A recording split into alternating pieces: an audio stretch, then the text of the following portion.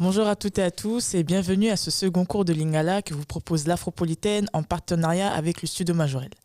Alors aujourd'hui, nous allons déjà corriger l'exercice de la semaine passée, aborder la prononciation orale en Lingala, également les chiffres et ensuite nous allons aborder un bonus culturel sur un sujet qui je pense va vous passionner. Bonjour à toutes et à tous. Ça va, ça se passe bien? Ça va, ok.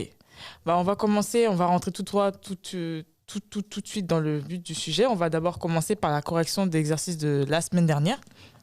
Alors, la semaine dernière, si vous vous rappelez, il y avait des phrases à compléter, des phrases en fait qui s'appuyaient en fait sur toutes les notions qu'on a appris la semaine dernière, à savoir déjà l'alphabet, tout ce qui était pronom personnel, adjectif personnel, le verbe avoir, le verbe être, le vocabulaire du corps.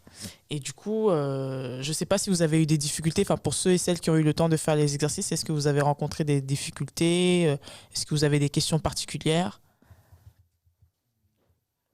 Non. Oui? Moi, j'ai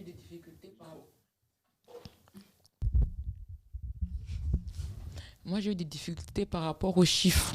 D'accord. Il y avait des exercices où tu as mis nous sommes 8 hommes, où nous avons une bouche, oui, voilà, 2 bras. Et puis le bras, j'ai été exercice sur Internet. Je n'ai pas trouvé dans la slide, en fait, les slides, le mot bras. Le mot bras. Ouais. Alors, d'accord. Alors, pour les chiffres, comme je vous l'avais spécifié en fin de cours, les chiffres, je vous avais dit que j'aborderais ça au second cours. Ouais. Malheureusement, c'était présent sur la slide, mais en tout cas, voilà. j'étais bien consciente que j'allais aborder ça au second cours. Et pour le bras, en fait, c'est l'équivalent, en fait, si vous voulez, de maboko, en fait. Ça, je ne l'avais pas spécifié dans moi, j'ai cours. marqué loboko. Loboko, en fait, c'est au singulier. Le singulier, maboko, en fait, ça équivaut, en fait, à la main, mais également au bras. D'accord. Ça, c'est une particularité en lingala. Il peut y avoir un mot qui désigne plusieurs parties du corps et ce n'est pas le cas forcément en français du coup. Est-ce qu'il y avait d'autres questions, d'autres remarques?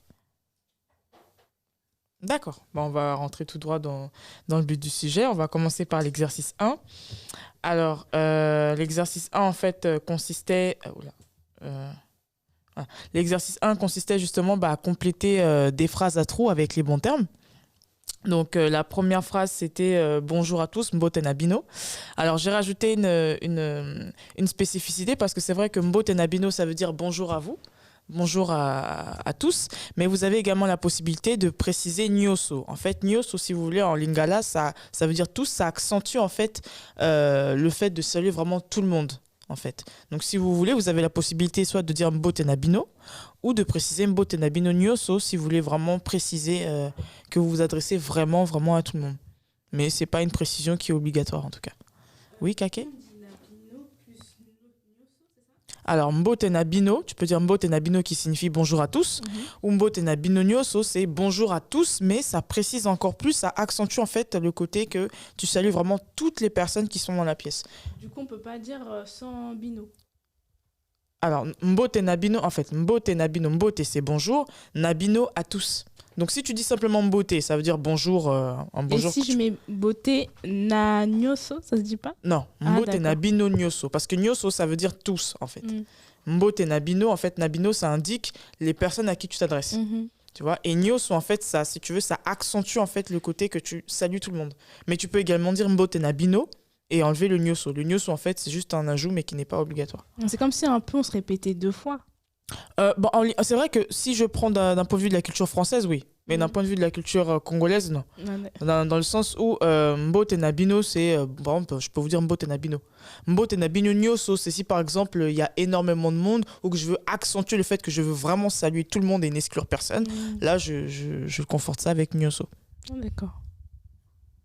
Est-ce que vous avez d'autres questions? Ça va? Oui?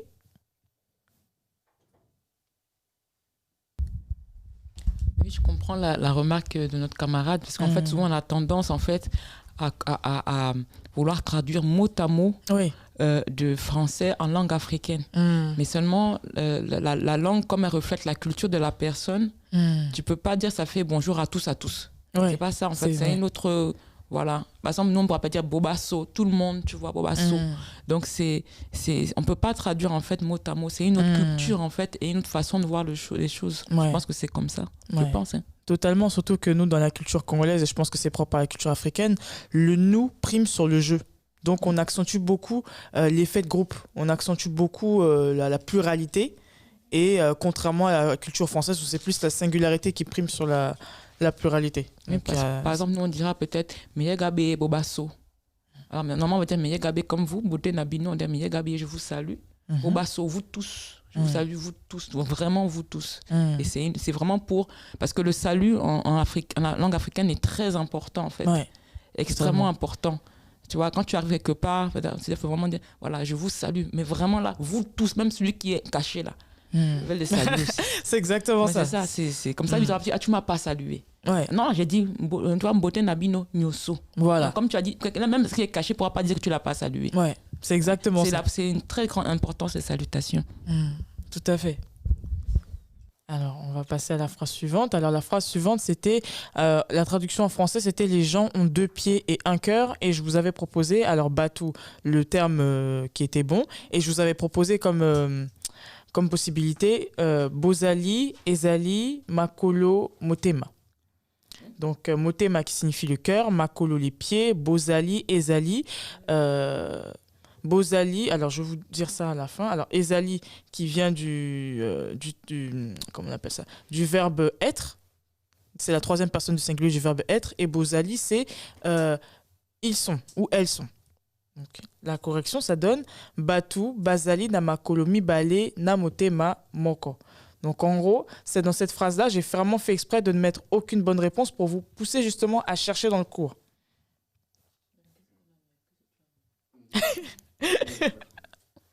T'avais pas trouvé? Ah, d'accord, il n'y a pas de souci. Oui? Ouais. Moi, j'ai mis Bazali, Makolo. Bazali na makolo mibale na motema moko. Oui, c'est parfait. Et pourquoi tu as mis motu, Bazali? Batou. Pourquoi? Parce que j'ai dit les gens. Ah, d'accord. Batou, si tu te souviens bien, Moutou, c'est la personne au singulier. Batou, c'est... Moi, j'ai mis juste il. D'accord. Okay. Oui, tu pouvais aussi dire Bazali. Bon, on allait comprendre que tu parles de plusieurs personnes au pluriel, mais pour préciser les personnes, on peut mettre Batou, Bazali. Donc là, on précise bien que Bazali, c'est la 3e personne du pluriel du verbe être. Namakolo, donc ils ont des pieds. Mibale 2, bon, les chiffres, on les verra dans la suite du cours. Namote, Mamoko, le cœur. Donc ça renvoie au vocabulaire du corps de la semaine passée. Et Moko, le chiffre 1. Alors on dit Moko. Oui. Moko ou Moko? Alors, Moko. Moko. Ouais. C'est-à-dire que le premier O, je ne sais pas si tu te souviens de l'alphabet, tu as le O qui se prononce O et tu as le O. Donc Moko. C'est Moko. Donc Namotema Moko. Ouais. Et quand on dit Moko, sentiment Moko, ça veut dire quoi? En fait, c'est la même chose. Tout dépend en fait des régions en fait, du pays. Il y a des régions du pays où on va te dire Moko. D'autres régions, on va te dire Moko. Mais là, dans ce mot précis, la prononciation ne va pas changer un sens au terme, en fait. Parce que c'est vrai que, comme je l'avais spécifié dans le dernier cours, il faut faire très attention en lingala parce qu'il y a énormément d'homonymes. Et en fonction de la prononciation qu'on utilise, ça peut changer la connotation en fait, du terme. J'avais pris l'exemple du mot mabélé. Mabélé qui signifie, avec la prononciation que j'ai utilisée, qui fait référence à la terre. Et si, par exemple, je prononce le même mot mabélé, ça fait référence au sein. Parce qu'on accentue davantage le 2e E, alors que mabélé, j'accentue les 2 E de la même façon. Donc, il faut vraiment faire attention à la prononciation parce que ça change le sens du terme qu'on utilise. N'hésitez pas à me dire si je vais trop vite ou s'il y a des choses que vous ne comprenez pas. N'hésitez surtout pas. Alors, pour la prochaine phrase, j'ai 30 ans. Alors, pour les chiffres, effectivement, vous ne pouviez pas répondre aux chiffres. Je l'avais spécifié en tout cas. Les 3 mentions que je vous ai proposées. Alors, je vous ai proposé Tosalina, Nazalina, Azalina. Donc, toutes ces propositions font partie du verbe avoir. Tosalina, c'est la première personne du pluriel du mot avoir qui fait référence à nous avons. Nazalina, j'ai, la première personne du singulier. Et Azalina, il ou elle au singulier, à la 3e personne. Donc la correction, ça donne Nazalina, Mbulutuku Misato. Bon, pour les chiffres, on verra ça après. Mais en tout cas, restez focalisés juste sur le verbe avoir. Nazali ou Nazana. Je ne sais pas si vous vous souvenez, je vous avais parlé de la contraction justement du verbe avoir, qui est la même en français, c'est-à-dire qu'en français, la première personne du singulier, c'est je, le pronom personnel, plus la première personne du singulier avoir, qui est je ai, mais qui se contracte et qui donne j'. En lingala, c'est un peu la même chose. Le terme générique, c'est nasali ou nasa, mais on contracte souvent dans la vie courante le terme nasali en nasana. Donc, si vous entendez des personnes qui disent nasa, ne soyez pas étonnés, c'est juste la contraction de la première personne du singulier du verbe avoir qui est nasali. N'hésitez pas à me dire hein, si c'est trop lourd ou si vous avez besoin que je ralentisse. Oui, Mindondo? Moi, j'ai marqué Nazali n'a 30 ans. Oui, c'est parfait. C'est parfait. Parce que comme je ne connaissais pas le reste. Non, c'est parfait. Alors, est-ce que tu peux nous expliquer Mbula, Tuku, Misato? Alors, Mbula, c'est l'âge. Tuku Misato, c'est 30. Mais après, pour les chiffres, je vais vraiment approfondir les chiffres à la fin de la correction d'exercice. Restez juste focalisés en fait, sur les termes à trop en fait, à compléter. Mais les chiffres, pour l'instant, ne vous focalisez pas là-dessus. Il n'y a vraiment aucun souci. Oui, Kake? En général, même à Kinshasa ou à Brazzaville, on n'utilise pas trop les noms, on dit plus en français, non? Oui, on dit plus en français et c'est d'ailleurs dommage et c'est la raison pour laquelle je tiens vraiment à vous donner le maximum de vocabulaire parce que malheureusement, à Kinshasa ou à Brazzaville, les gens ne savent compter que jusqu'à 4. C'est vrai parce que souvent les gens autour de moi ils disent après 5 je ne connais pas. Après 5, après 4 ils ne connaissent pas et je trouve que c'est dommage parce que le but d'une langue c'est qu'elle perdure dans le temps. Mais si on est constamment là, bien sûr les langues évoluent en fonction des différentes rencontres que l'on peut faire, elles se métissent toutes les langues sont métisses. Mais je suis convaincu d'une chose, c'est qu'il faut quand même garder l'essence de nos langues. Si on passe notre temps à se greffer constamment les langues des autres, à rajouter celles des autres à nos langues, on va finir par les perdre complètement. Donc c'est la raison pour laquelle, même si effectivement dans la vie courante les chiffres ne sont très très peu utilisés, voire jamais utilisés, je tenais quand même à vous les transmettre quand même. Alors ensuite, la prochaine phrase c'était portez-vous bien. Alors je vous avais proposé tikala, batikala, totikala, batikala, malam. Alors on va voir si... Alors tikala c'est la deuxième personne du singulier, donc porte-toi. Batikala, c'est la troisième personne du pluriel, qu'il se porte bien. Totikala, c'est portons-nous bien, c'est la première personne du pluriel du verbe se porter. Batikala, c'est la même chose, c'est la troisième personne du pluriel. Donc malamu qui signifie bien, qui fait référence au bien-être. Donc on va voir la correction ensemble. Encore une fois, comme la première phrase, j'ai fait exprès justement de vous mettre que des mauvaises réponses pour vous permettre justement de regarder dans le cours, de vous permettre vraiment de vous questionner pourquoi tel mot et pas tel mot à la place. Donc là, botikala, donc là ça fait référence à la deuxième personne du pluriel du verbe se porter, donc botikala, malam, donc portez-vous bien. Bo qui fait référence justement au pronom personnel qui désigne justement les personnes justement qu'on désigne à la deuxième personne du pluriel. Donc c'est la raison pour laquelle on utilise cette formule-là avec le terme malam qui indique le fait de bien se porter. Alors, ensuite, la prochaine phrase, c'était « Qu'est-ce que c'est ?» Alors, je vous avais proposé « Bango nani, biso nani, oyo nani, oyo nini ». Alors, on va voir ensuite... Oui? Ah, je pensais qu'il y avait une question. Alors, du coup, on va passer à la correction. Alors, du coup, qu'est-ce que c'est? C'est oyo nini. Je vous avais également parlé justement des termes qui désignent une chose ou une personne. Alors, nani, comme je vous avais indiqué, ça désigne les personnes. Si par exemple, vous voulez demander qui est-ce, vous direz oyo nani. Et s'il s'agit d'une personne, s'il s'agit d'une chose, vous préciserez nini, parce que nini, c'est le terme qu'on utilise justement pour désigner les choses.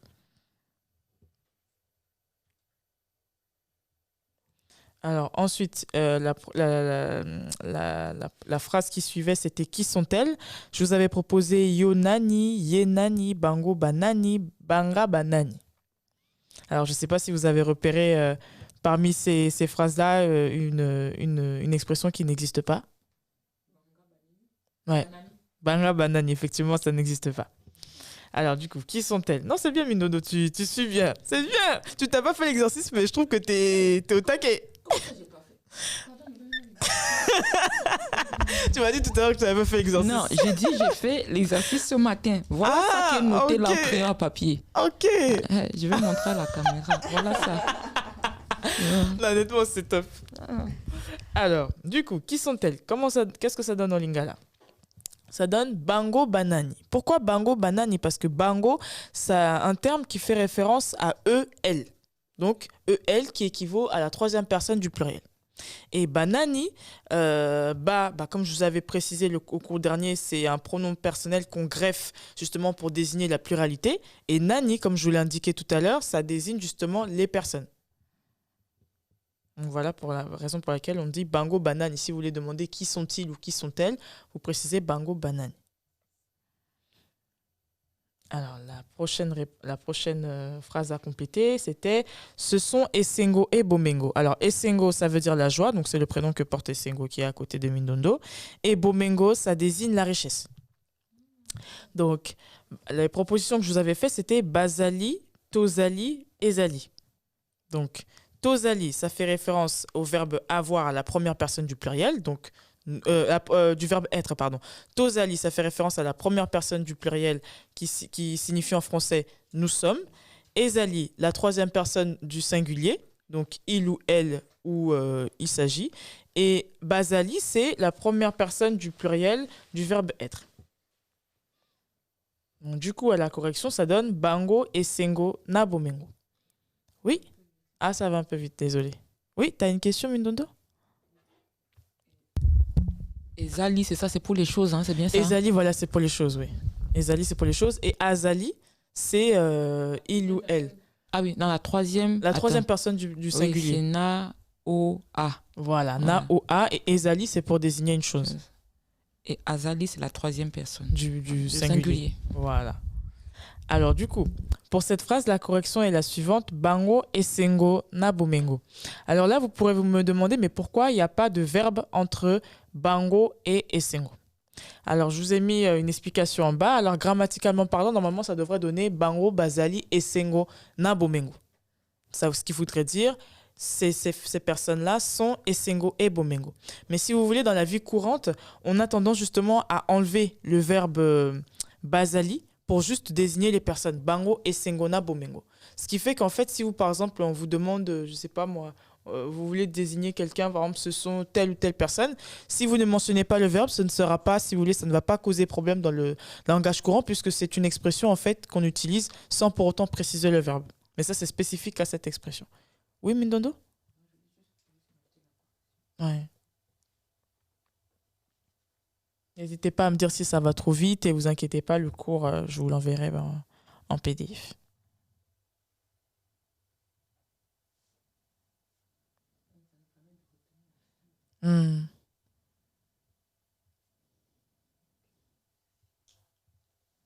C'est bon? Est-ce que vous avez des questions? Ça va jusque-là? Ok. Alors, ensuite, la phrase qui suivait, c'était « Nous avons 2 bras, 2 genoux, 10 doigts et une bouche ». Donc là, cette phrase, en fait, c'était une façon pour moi de vous permettre justement de retravailler à la fois les pronoms personnels, les adjectifs personnels et le langage du corps et le verbe avoir. Donc là, c'était vraiment la totale avec cette phrase. C'est vraiment Coco, ça fait beaucoup. Sa tête, tout le pauvre. Ça fait beaucoup, mais au moins, ça vous permettait justement de travailler le tout en un. Donc, je vous avais proposé Bango, Bazalina, Tozalina, Ezalina, Ozalina. Et j'avais justement décidé justement délibérément de ne pas préciser, de ne pas vous proposer en fait des propositions pour les membres du corps pour vous permettre justement de chercher dans le vocabulaire du corps. Donc, Bango, Bazalina, ça veut dire eux, ils ont. Eux, Bango, qui signifie justement le terme qu'on utilise pour désigner eux, elles. Bazalina, c'est la troisième personne justement du pluriel. Donc, Bazalina, ils ont. Oui, troisième personne du pluriel du verbe avoir. Tozalina, la première personne du pluriel du verbe avoir, nous avons. Ezalina, donc là, Ezalina, ça ne veut rien dire, puisque Ezali, c'est un terme qu'on utilise pour désigner une chose. Donc, une chose ne peut pas avoir quelque chose. Et Ozalina, c'est la deuxième personne du singulier qui désigne tu as. Donc là, je vais vous montrer la correction. La correction, ça donne tosalina. Alors, tosalina, ça fait référence justement à la première personne du pluriel, du verbe avoir, tosalina, donc nous avons. Maboko, maboko qui signifie les bras et qui signifie également la main. Donc, c'est un terme en fait qu'on utilise pour plusieurs parties du corps. Mibale, donc le chiffre 2, mais ça on le verra dans quelques instants. Mabolongo, les genoux. Mibale, donc 2. Misapi, ça fait référence aux doigts. Zomi, c'est le chiffre 10, ça on le verra.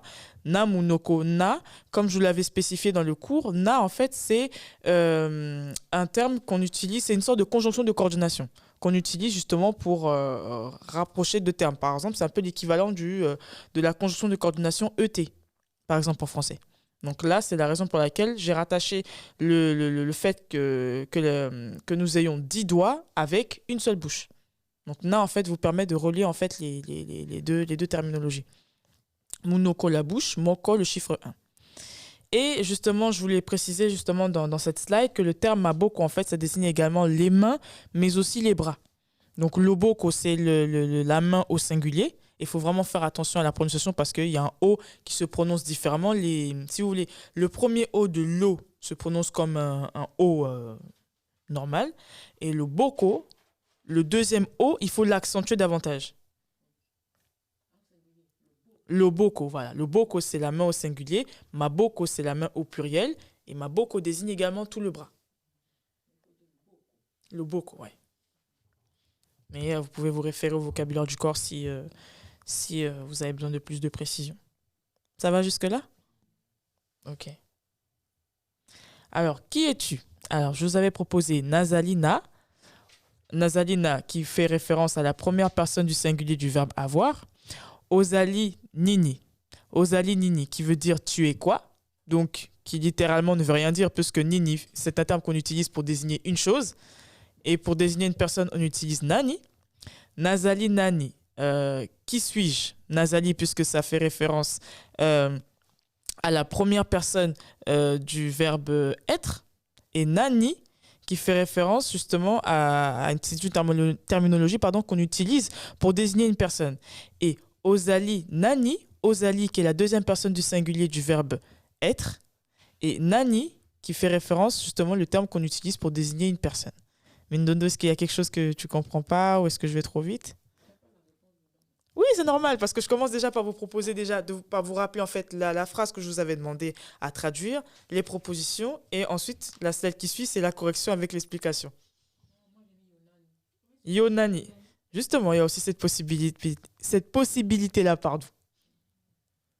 Alors, justement, je vous en parle dans cette slide. Ozali Nani, c'est la correction, en fait, si vous voulez, c'est le terme en fait générique. Ozali, la deuxième personne du singulier du verbe être, et Nani, le terme qu'on utilise pour désigner une personne. Donc ça, c'est la formulation générique.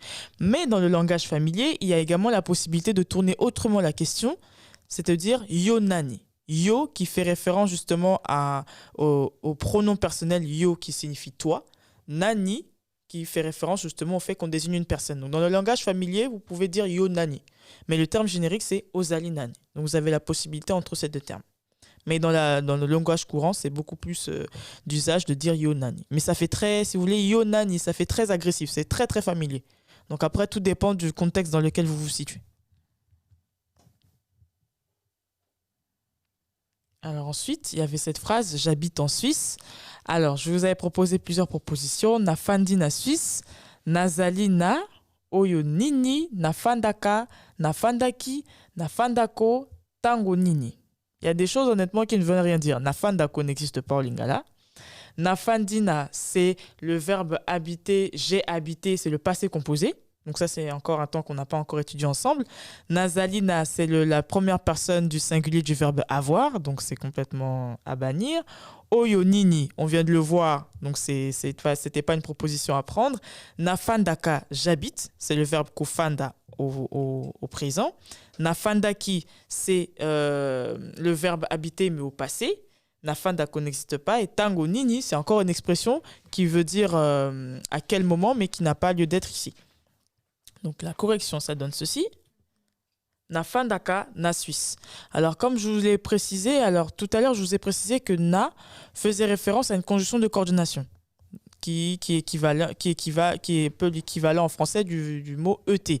Mais na est également un homonyme dans la mesure où il désigne également une conjonction de coordination qui vous permet de relier deux mots ensemble, mais c'est également une préposition qui indique le lieu et qui peut également indiquer le temps. Alors, je vous ai donné un exemple. Par exemple, en français, ça donne « je suis né en 1920 ». Donc, na botama na 1920. Donc là, il y a le terme na qui joue le rôle d'une préposition qui indique le lieu. Mais vous avez aussi la possibilité également d'indiquer, qui indique le temps, pardon. Et vous avez également la possibilité d'indiquer le lieu avec la même préposition. Donc, tout dépend en fait de la phrase et tout dépend de comment vous voulez l'utiliser.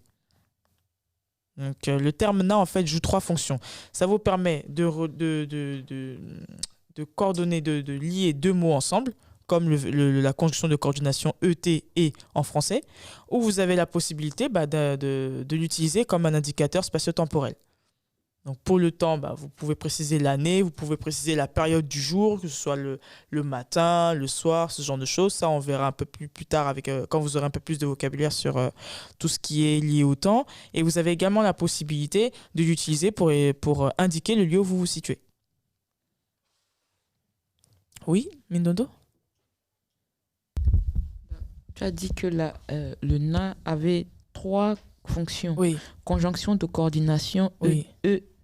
Oui. Indicateur spatio-temporel. Et le troisième, c'est quoi? C'est ça, en fait, l'indicateur spatio-temporel. C'est-à-dire que ça indique à la fois le lieu et ça peut indiquer également le temps. C'est-à-dire que, par exemple, le lieu. Par exemple, na fin d'aka, toi, par exemple, tu m'as dit tout à l'heure que tu habitais à Paris. Oui. Tu peux dire na fin d'aka na Paris. Donc là, le na te permet d'indiquer le lieu où tu te trouves, où tu habites.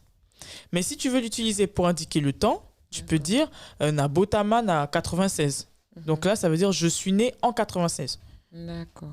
Et donc le troisième, en fait, c'est le temps. C'est le temps, l'indication spatio-temporelle. Et le troisième, c'est le pronom personnel je. Non. En fait, les 3, en fait, c'est... Alors, je t'explique. Les 3. La première, c'est la conjonction de coordination, qui est l'équivalent de ET en français. Oui, ça, j'ai noté. Et ensuite, ça indique le lieu. Oui. Et ensuite, ça indique le temps.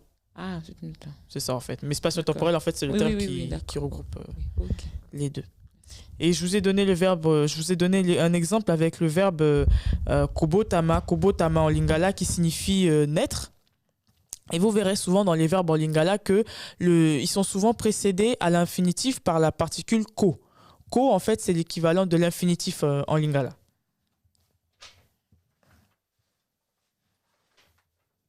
Alors, la prochaine phrase à compléter, c'était « Nous sommes 8 hommes et 2 femmes ». Bon, pour les chiffres, vous ne pouviez pas compléter, mais en tout cas, restons focalisés plutôt sur les pronoms personnels et les verbes.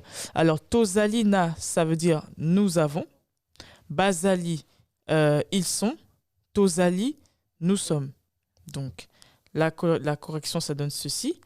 Tozali, mibali. Mibali qui signifie homme, qui faisait partie du vocabulaire du corps. N'hésitez pas en tout cas à vous y référer si vous avez quelques questions ou s'il y a des choses que vous ne maîtrisez pas. Mibali, donc c'est l'homme au pluriel. Au singulier, ça donne mobali. Mais là, comme ils sont plusieurs, donc j'ai bien spécifié au pluriel. Moins B, le chiffre 8. Na basi, alors na, là le terme na, on l'utilise comme une conjonction de coordination, donc ET. Basi, femme au pluriel. Et le singulier, c'est moisi. Mibale, 2.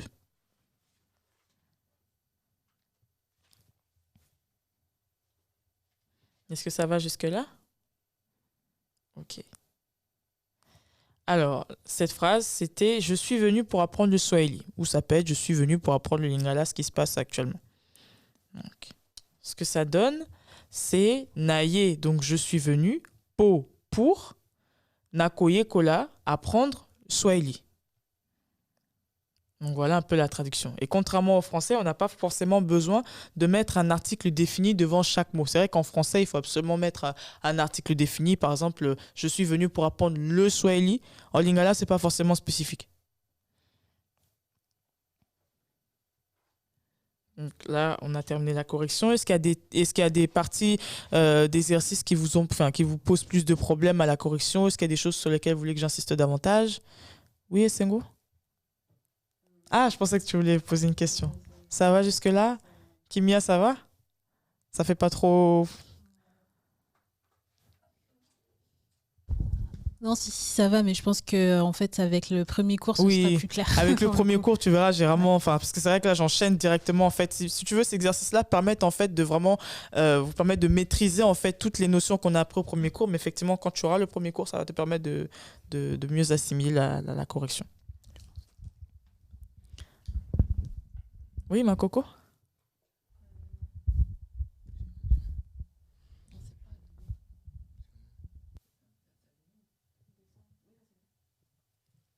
Oui.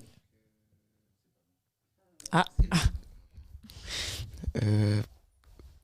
Est-ce qu'on aurait pu dire pour cette correction, oui, Naye lelo awampo, oui, Naye koye kola swahili. Naye lelo po na koye kola swahili. Alors oui, ça aurait été possible. Alors là, contrairement à cette phrase-là, là, tu as spécifié encore plus le temps. Et tu as rajouté en fait des indicateurs spatio-temporels. Dans la mesure où, là, la phrase simple, c'est « Naye po na koye kola swahili ». Donc, je suis venu pour apprendre le swahili. Mais toi, tu as rajouté « Naye lelo », lelo qui désigne aujourd'hui, « awa », ici, « po na koye kola swahili ». Donc là, tu as encore rajouté plus de précision spatio-temporelle. Donc, c'est aussi possible de le faire. Ça accentue encore plus comment on appelle ça ? Tu rajoutes en fait des compléments en fait. Des compléments de lieu et de temps en fait à ta phrase. C'est un peu comme en français, je suis venu pour apprendre le swahili et je suis venu aujourd'hui, ici, pour apprendre le swahili. Okay. Oui, c'est possible. Est-ce que ça a été, du coup, ça va pour la correction d'exercice ? D'accord. Ok. Là, à ce stade-là, vous serez tous au même niveau parce que personne ne connaît les chiffres. Donc, Kimia, ça te permettra d'apprendre au même rythme que tout le monde du coup. Alors, les chiffres en lingala. Alors, comme je le spécifiais tout à l'heure, ce qui est dramatique au Congo-Kinshasa et au Congo-Brazzaville, et pour la plupart des lingalophones, c'est que malheureusement, ils ne comptent que jusqu'à 1, de 1 à 4. Et moi, ce que j'aimerais vraiment avec ce cours-là, c'est que, certes, ces chiffres-là, je suis persuadé que vous ne pourrez pas les utiliser dans la vie courante puisque la plupart des personnes ne sauront pas du tout à quoi vous faites référence. Mais je tenais quand même à vous transmettre ce vocabulaire-là pour que vous l'ayez parce que je suis convaincu que le lingala, c'est une belle langue et que plus vous aurez des rudiments, plus vous aurez du vocabulaire, plus ça contribuera à la faire perdurer dans le temps. On va rentrer dans le but du sujet. Alors, 1, c'est moko. Donc, comme l'a mentionné Mindondo, donc, en fonction des régions dans lesquelles les gens se situent, ils peuvent la prononcer différemment. Il y en a qui vont prononcer moko, d'autres qui vont prononcer moko. Mais avec ce terme-là, ce qui est bien, c'est que peu importe la façon dont vous allez prononcer les O, ça ne changera pas du tout le sens du terme. Les gens comprendront que vous faites référence au chiffre 1. Mibale, donc là, il n'y a pas de difficulté. Misato, 3. Minei, 4. Mitano, 5. Motoba, 6. Sambo, 7. Mwambe, 8. Libwa, 9. Zomi, 10. N'hésitez pas à me dire si je vais trop vite ou si vous avez besoin de plus de temps. Ce qui est pratique avec ces chiffres-là, c'est que la prononciation est relativement simple. Il n'y a pas de spécificité particulière. Vous pouvez prononcer les termes comme vous les entendez. Comme c'est écrit, pardon.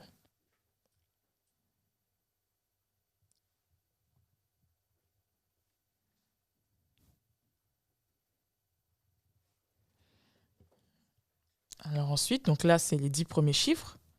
Ensuite, ce qui est bien à partir du chiffre 10, pardon, ce qui se passe, c'est qu'on va joindre une conjonction de coordination, le na, et on va rajouter le chiffre qui suit. C'est un peu comme en français. En français, c'est à partir, je crois, du chiffre 20, 21. C'est un peu le même principe. En lingala, si vous voulez, à partir du chiffre 10, vous avez ce même procédé. C'est-à-dire que vous avez le chiffre 10, plus la conjonction de coordination, plus le chiffre qui complète en fait la dizaine et qui vous donne justement le nombre qui suit. Par exemple, le nombre 11, ça fait Zomi na moko. Zomi, le 10, na, la conjonction de coordination, moko, le chiffre 1. Donc ça vous fait 11. Zomi na moko. Même principe pour 12, Zomi na mibale, donc 10 plus la conjonction de coordination na, qui est équivalent de et en français, mibale 2, donc ça vous donne 12. Zomi na misato, zomi 10, la conjonction de coordination na qui équivaut ET en français Misato. Donc, si vous voulez, en français, pour vous repérer, ça ferait 10 et 3. 10 et 3, en fait, pour vous permettre de vraiment comprendre, en fait, la logique. 10 et 3, donc c'est un peu l'équivalent de 21 en français. Voilà. C'est le fait qu'on prend un chiffre, on rajoute une conjonction de coordination et on rajoute le chiffre qui manque justement pour former le nombre complet. Zo mina minei, donc 14, minei qui renvoie au chiffre 4. Zo mina mitano, zo mi 10, na, la conjonction de coordination, mitano 5, donc ça fait 15. Zo mina motoba, zo mi 10, na, la conjonction de coordination, motoba qui fait référence au chiffre 6. Zomi na sambo, zomi 10, la conjonction en plus sambo qui fait référence au chiffre 7. Zomi na mwambe, la même chose avec mwambe qui fait référence au chiffre 8. Zomi na liboa, même chose, liboa qui fait référence au chiffre 9. Et ensuite, là vous avez toute la partie 19. Et ensuite, quand vous attaquez à partir de 20, tuku mi bale, tuku c'est le chiffre 20, mi bale 2. Et cette expression-là forme le chiffre 20. Oui? Tuku mi bale, c'est 22. Voilà. Tuku mi bale na mi bale, parce que tu as la conjonction de coordination qu'il faut rajouter. Donc, le même principe avec les vingtaines, c'est la même chose. Vous avez tuku mi bale qui fait référence à la vingtaine. Vous rajoutez toujours une conjonction de coordination et vous rajoutez le chiffre qui manque pour compléter, pour faire le nombre complet. Tukumi bale na moko, donc tukumi bale c'est la vingtaine, plus la conjonction de coordination na qui fait référence à et en français, moko 1, donc ça fait 21. Tukumi bale na mi bale 22, donc mi bale c'est le chiffre 2, tukumi bale donc la vingtaine et 2, donc ce qui forme 22. Tukumi bale na misato, c'est la même chose, misato qui renvoie au chiffre 3. Tukumi bale na minei, tukumi bale la vingtaine plus la conjonction de coordination ET et minei 4.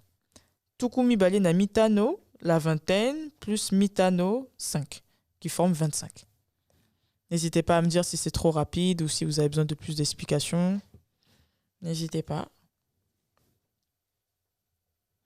La même chose avec 26. Tukumi bale na motoba. Motoba, le chiffre 6. Tukumi bale la vingtaine. Et on a la conjonction entre les deux. Tukumi bale na sambo, 27. Tukumi bale na mwambe, 28. Tukumi bale na liboa, 29. Liboa qui fait référence au chiffre 9.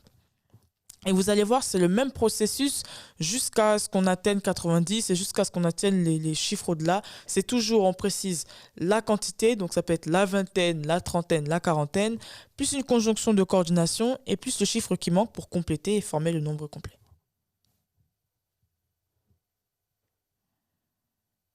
Ça va jusque-là? Ok, donc là on va passer à la trentaine. La trentaine, ça fait tuku misato. Misato qui se désigne le chiffre 3 et tuku qui désigne justement la quantité. Donc, ça vous permet de situer, de comprendre qu'il s'agit de la trentaine. Et ensuite, si vous voulez, je n'ai pas voulu préciser en fait tuku misato na moko, tuku misato na mibale parce que c'est le même principe sur tous les chiffres. Donc, comme je l'ai fait sur la dizaine et la vingtaine, vous avez juste à récupérer le même principe et vous avez la même chose. Donc, je peux vous le faire oralement si vous le souhaitez. Ça donne tuku misato. Oui, Mindono?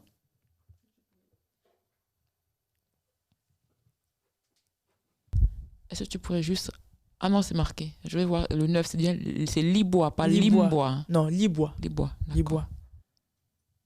Alors, le même principe, ça s'applique en fait pour la trentaine, la quarantaine, la cinquantaine. Je vais vous faire oralement pour la trentaine et puis ensuite, vous pouvez récupérer le même principe pour la dizaine, la vingtaine et le greffer sur 40, 50, 60, 70 et jusqu'à 90. Alors, tokumisato na moko, tokumisato na mibale, tokumisato na misato, tokumisato na minei, et ainsi de suite.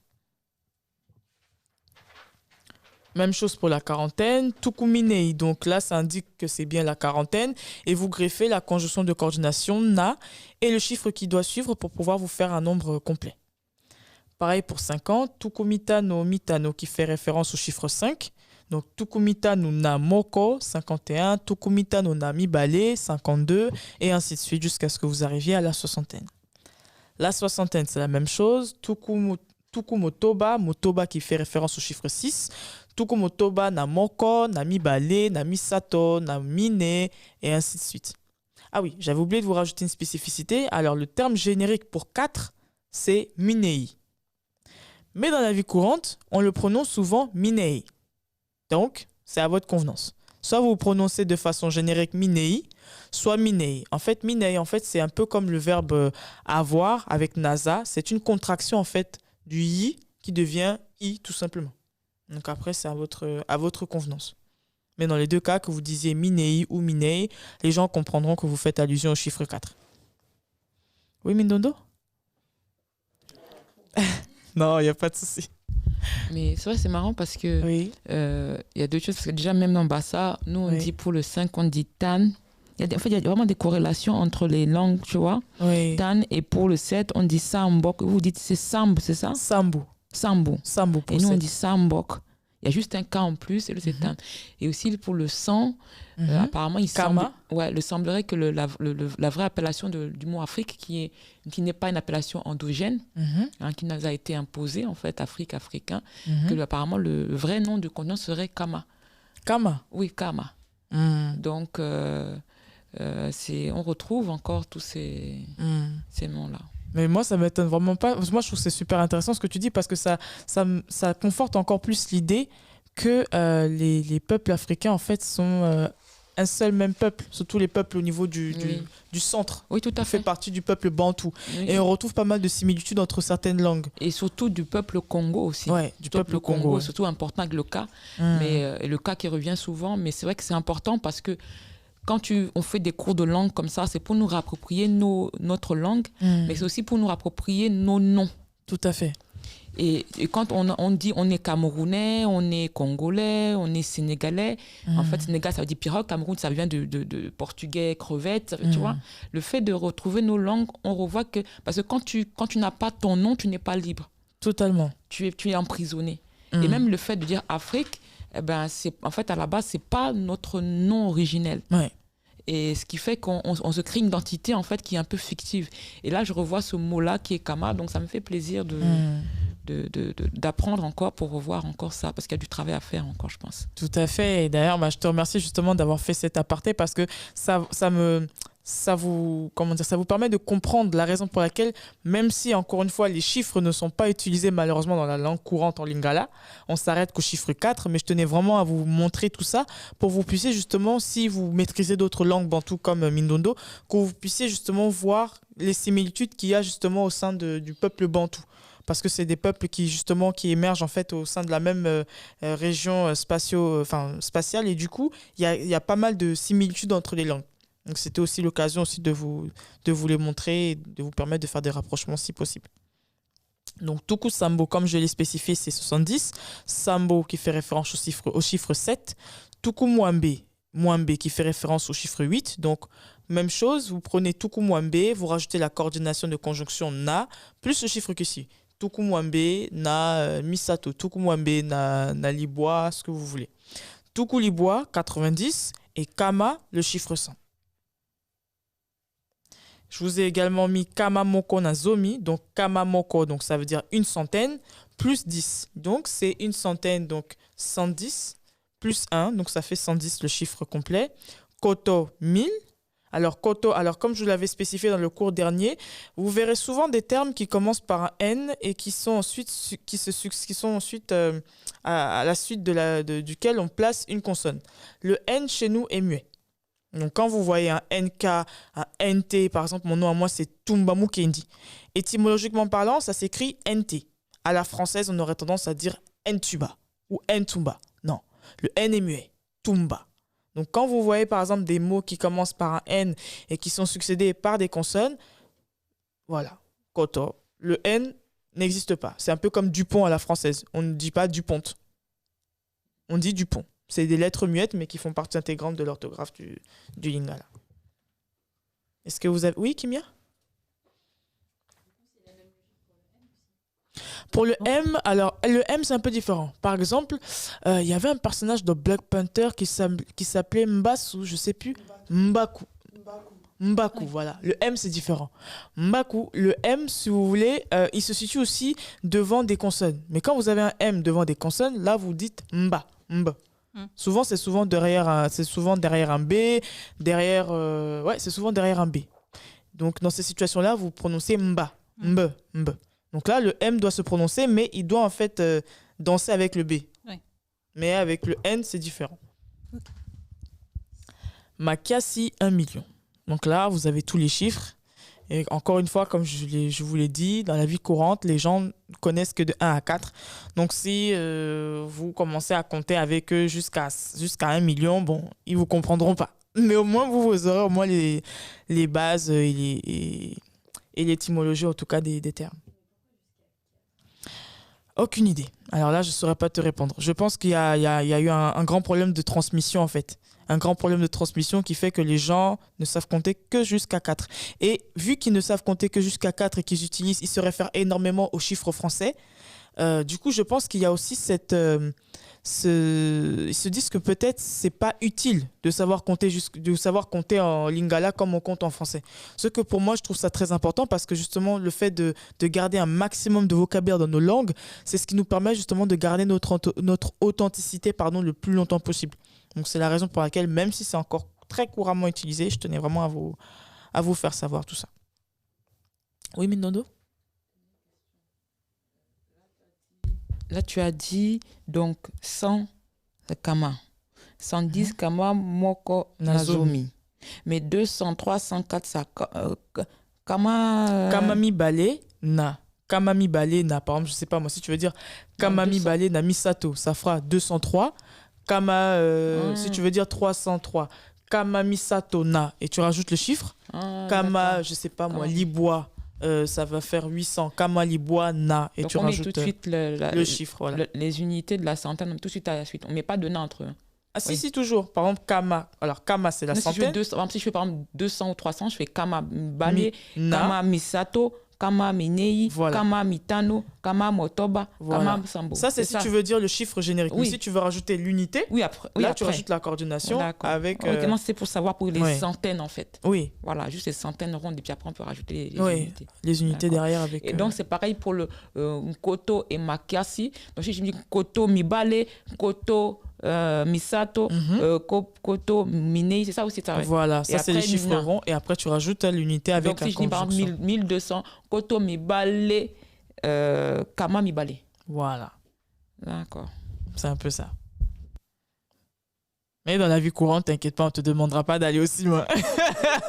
Tu vas aller toute seule. Si tu dis $1,200, les gens vont te dire mais ils vont te dire mais ils vont pas comprendre.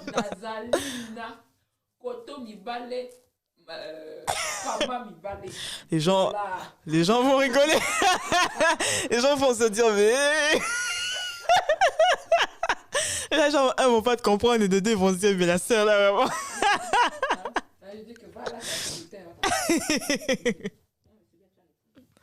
Est-ce que vous avez des questions pour les chiffres? Est-ce que ça va jusque-là? Ok. Alors maintenant, on va passer à l'oral. Là, vous allez être moins timide. Là, vraiment, je vais vous pousser vraiment à parler. Ça... Non, mais vous inquiétez pas. Il ne faut vraiment pas t'inquiéter, Kimia, justement, parce que le lingala, c'est une langue, comme toutes les langues, qui s'apprend et se maîtrise quand on l'exerce à l'écrit et à l'oral. Donc, c'est la raison pour laquelle je tenais vraiment à vous faire je vous ferai des exercices à l'écrit.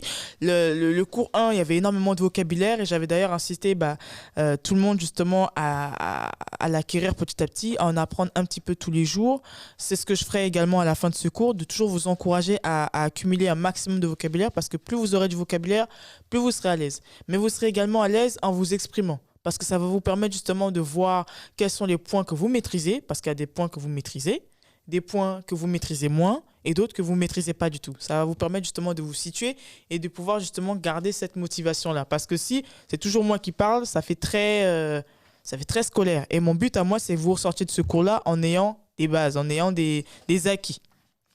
Donc, c'est la raison pour laquelle on va tout de suite passer à des exercices en lingala, à l'oral. Alors, donc la semaine dernière, je vous avais demandé justement de préparer une présentation de vous au Lingala, toute simple, qui équivaut en français à bonjour à tous, je m'appelle un tel, j'ai tel âge. Maintenant que vous avez les chiffres, vous aurez la possibilité de les dire, mais vous inquiétez pas, je vous accompagne. J'habite à, vous pouvez préciser votre lieu de domicile. Je suis venu ici aujourd'hui pour apprendre le Lingala, ou vous pouvez faire la formule simple, je suis venu pour apprendre le Lingala. C'est à vous de voir si vous voulez spécifier le fait que ce soit aujourd'hui et le fait que ce soit ici, c'est votre choix. Ne vous inquiétez pas, je vous accompagne jusqu'au bout. Donc là, je vous ai mis les intitulés en Lingala, parce que je me suis dit que pour un premier cours, ça allait être un peu compliqué de tout mémoriser d'un coup. Donc ce que je vais vous proposer, c'est chacun et chacune à votre tour de lire ces phrases et de les compléter avec votre nom en Lingala. Est-ce qu'il y a quelqu'un qui se porte volontaire? Essengo, Kake. Essengo, je t'ai pas beaucoup entendu. On va commencer par Essengo. Alors, Mbotena Bino, Kumbonanga Essengo. Alors, Nazali na Mbula, Tuku Misato na Moko, na Fandaka na Chancerman, na Yeleloawa Mpona Koyekola Lingala. D'accord.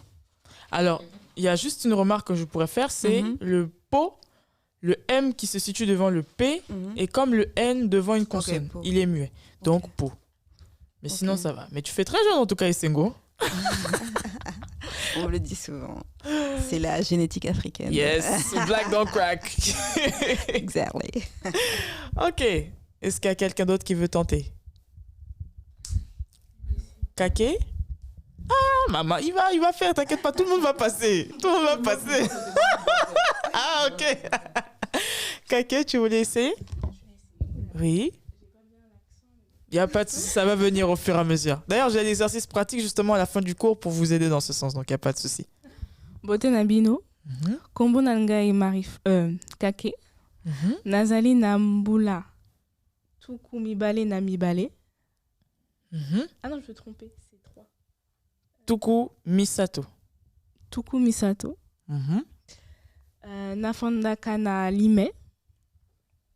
Et Naye Lelo Po Nakoyikola Lingala. Po Nakoyikola Lingala, d'accord. J'ai un doute par rapport au chiffre. Le chiffre que tu voulais dire, c'était lequel? 23. 23, ouais. Tuku Misato. Tuku Misato. Ouais, Tuku Misato. Donc, ok. D'accord. Quelqu'un d'autre? Monzele. Mbotena Bino, Kombonaga Iza Munzele, Nazali Nambula Toko. Tuku Mibale na Mibale. Ok. Na Fandaka na Paris. Na Lilompo Nakoye Kola Lingala. Ok. Ah oui, justement, Kake, j'ai fait une erreur. C'est Tuku Mibale na Misato. Puisque c'est 23. J'ai oublié le Mibale qui désigne la vingtaine. Tuku Mibale na Misato. Et là, tu as la vingtaine, plus la conjonction, plus le chiffre 3 qui rajoute l'unité qui te fait le chiffre 23. D'ailleurs, j'ai bien aimé, tu as rajouté Komolanga Eza. Donc toi, tu as déjà des notions. Eza. Hey, Eza, c'est en gros, c'est mon nom est, c'est en fait, si tu veux. Eza, ça, c'est vraiment le Lingala, vraiment de la quinoiserie. T'inquiète. Tombé, t'as ma solo plus tard. Alors, quelqu'un d'autre? Kimia?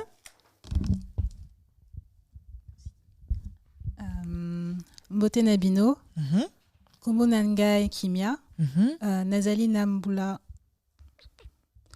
Tuku Misato na Misato. Ok, Tuku Misato na Misato.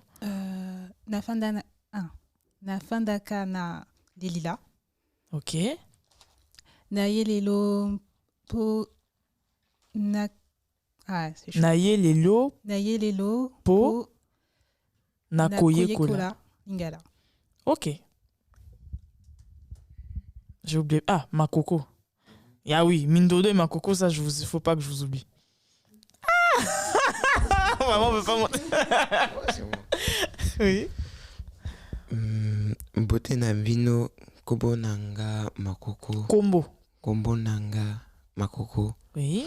Nazali na Mbula Zomi na Mitano.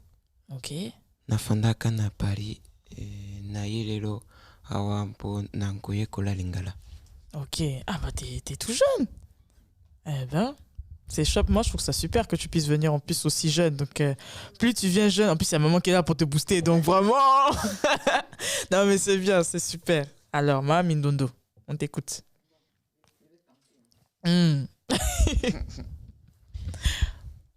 Beauté Nabino. Normalement, quand on dit beauté, oh, yo, Pélissoso.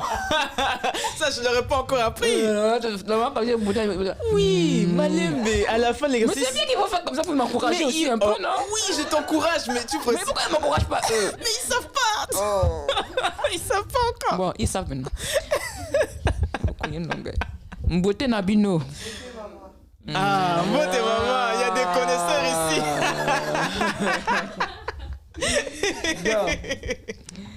Kombo na ngai Mindondo.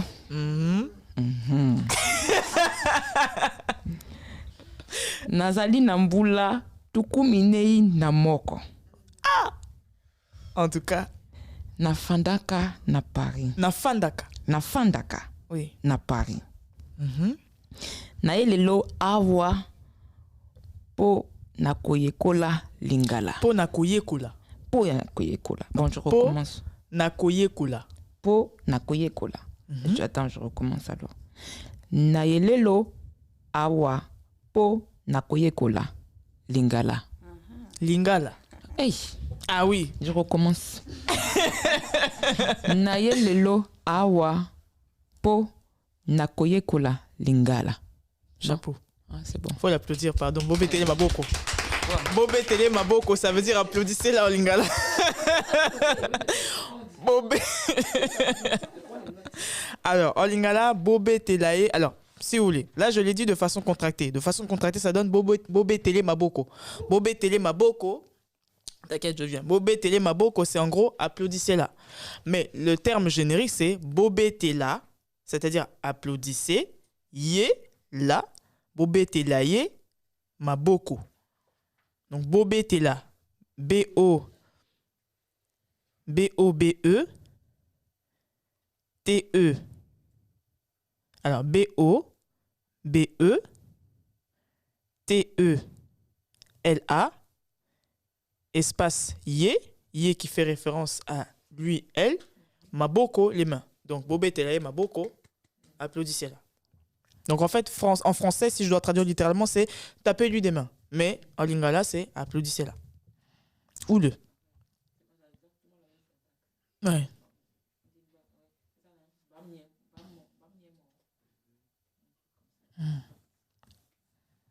Voilà un peu. Bah, je trouve que ça va au niveau de la prononciation, ça va. Ça va. Il n'y a pas trop de difficultés. Est-ce que jusque-là, ça va? D'accord. Alors ensuite, on va passer à un entraînement de prononciation du lingala, de prononcer, parce que comme je vous ai dit, la prononciation c'est très important dans chaque langue, mais spécifiquement au lingala, parce qu'en fonction de la prononciation, vous pouvez certes utiliser des mots, mais donner un sens différent à vos phrases, mais ça va également vous permettre justement d'assimiler, d'habituer votre ouïe à la langue. Vous allez habituer votre ouïe à la langue comment? En parlant, mais également en écoutant. Pour l'écoute, ça, je verrai ça à la fin du cours avec vous, mais pour l'instant, on va passer à la pratique orale simple. Alors, ce que j'ai fait, c'est que je vous ai mis un texte, extrait d'une chanson, qui est très populaire à Kinshasa, et également des extraits de proverbes, des dictons populaires en lingala. Donc, on va d'abord passer à la lecture du texte. Je vais vous la lire et ensuite, je vais vous demander à chacun d'entre vous de lire le texte. Alors, c'est un extrait d'une chanson qui s'appelle « Laissez tomber ». Alors, je ne sais pas si Monzele, tu regardais le groupe Salongo ou si tes parents regardaient. Alors, tu demanderas à tes parents, je pense qu'ils connaissent. Le groupe Salongo, en fait, c'est une troupe théâtrale en fait, qui réalisait pas mal de films à Kinshasa, à l'ex-Zaïre, actuellement la RDC. Et c'est notamment grâce à ce groupe théâtral-là que j'ai appris la langue et que j'ai appris justement à avoir cet accent-là, justement. Parce que mes parents, très tôt, me mettaient justement les anciennes cassettes VHS qu'on rentre dans la machine, qu'il faut rembobiner pour pas que ça s'abîme. Je ne sais pas si vous avez connu ça, mais ouais, c'était un peu ça. Et c'est ce qui m'a permis, toute petite, justement, d'habituer mon ouïe, d'habituer mon oreille à la langue et de pouvoir capter l'accent et de pouvoir également également le parler plus facilement. Donc, la chanson, en fait, elle a été interprétée par Franck Lassan, qui était un grand chanteur de notre pays et qui est maintenant décédé depuis un bon bout de temps. Alors, je vais vous la lire en lingala, vous montrer la traduction et vous demander à chacun d'entre vous de la lire. Alors, ça donne « Mbwa azali na makolo mine alandaka nzela semoko. Kasiyo makolo mibale kaka olingi banzela zomi. » Alors, en français, qu'est-ce que ça donne? Ça donne « Le chien a 4 pieds, mais il suit un seul chemin. Mais toi, tu n'as que 2 pieds. » Donc, quand il fait référence à toi, donc il fait référence à l'humain en général. Tu n'as que 2 pieds, mais tu choisis d'emprunter 4 voies, 4 parcours, 4 chemins de vie différents. Parce que Nzela, si vous voulez, en lingala, ça fait référence au chemin, ça fait référence à la route. Si je dois traduire, si je dois donner l'équivalent en français, ça peut être le chemin il s'agit de la destinée. Il peut s'agir également du parcours de vie, de la trajectoire que vous voulez prendre dans votre vie. Donc, c'est un peu ça la traduction de l'extrait de la chanson. Donc, en fait, le but de cette chanson, c'était d'inciter les personnes à réellement prendre conscience que les choix qu'ils font dans leur vie ont un impact dans leur vie et de suivre des trajectoires qui vont les amener justement à avoir de bonnes perspectives et ne pas emprunter plusieurs choix. Parce que quand on emprunte plusieurs fois en même temps, on n'arrive pas à se concentrer et souvent, ça nous mène un peu à la perdition. Donc, c'était un peu le but, en fait, si vous voulez, ce que l'artiste en fait a voulu faire passer comme message avec cette chanson. Oui, Kake? L'extrait? Oui, bien sûr. Alors ça donne Mbwa Azali, donc ça fait référence. Quand vous voyez un MB, pensez à Mbaku. Pensez à Black Panther. Vous pourrez avoir plus facilement la prononciation. Mbwa Azali, na makolo mine, donc makolo les pieds, mine 4. Alandaka, Nzela Semoko. Il suit qu'un seul chemin. Moko, qui fait référence au chiffre 1 qu'on a vu tout à l'heure. Kasiyo, mais toi, Makolomi Bale Kaka, donc tu n'as que 2 pieds. Olingi Banzela Zomi. Tu choisis d'emprunter des chemins, tu choisis d'emprunter 10 chemins différents. Zomi, qui fait référence au chiffre 4. 10, pardon, Zomi, 10. C'est bien, vous suivez. Zomi 4. Voilà, donc là vous avez la traduction que je vous ai lue. Et maintenant c'est à votre tour. Qui veut se lancer? Kake? Mbwa azali na mokolo mine. Makolo mine. Makolo mine. Mbwa azali na makolo mine. Mbwa azali na mokolo mine. Makolo. Comment? Makolo, parce que mokolo, ça veut dire le jour de l'année, le jour de la naissance. Donc, c'est bien makolo. Makolo, okay. 2 pieds. Mbwa azali na makolo mine. Alandaka nzela.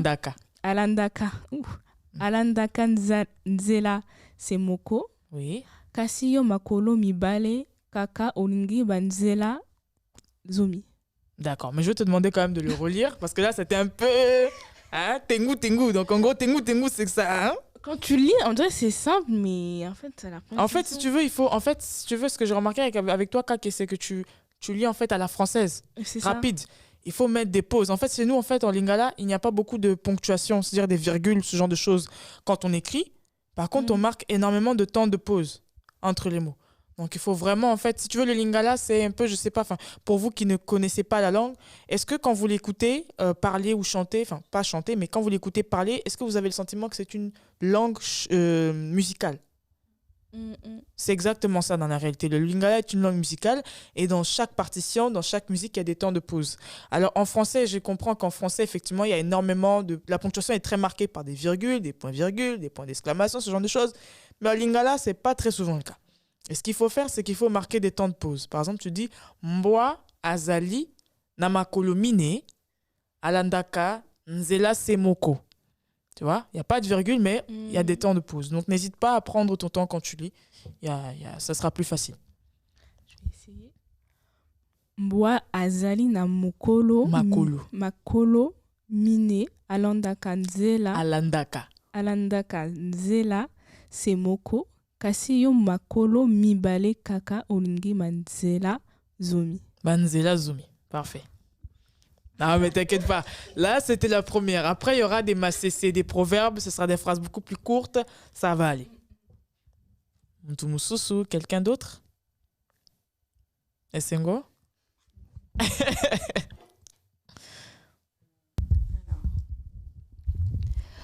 Mboa azali na makolo mine, alandaka nzela semoko, kasi yo makolo mibale kaka, olingi ba nzela zomi. Parfait. Makoko?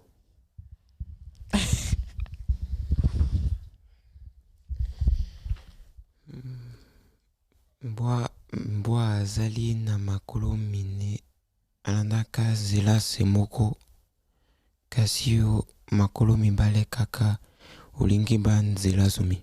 Parfait. Kimia? Vous allez tous y passer, tôt ou tard.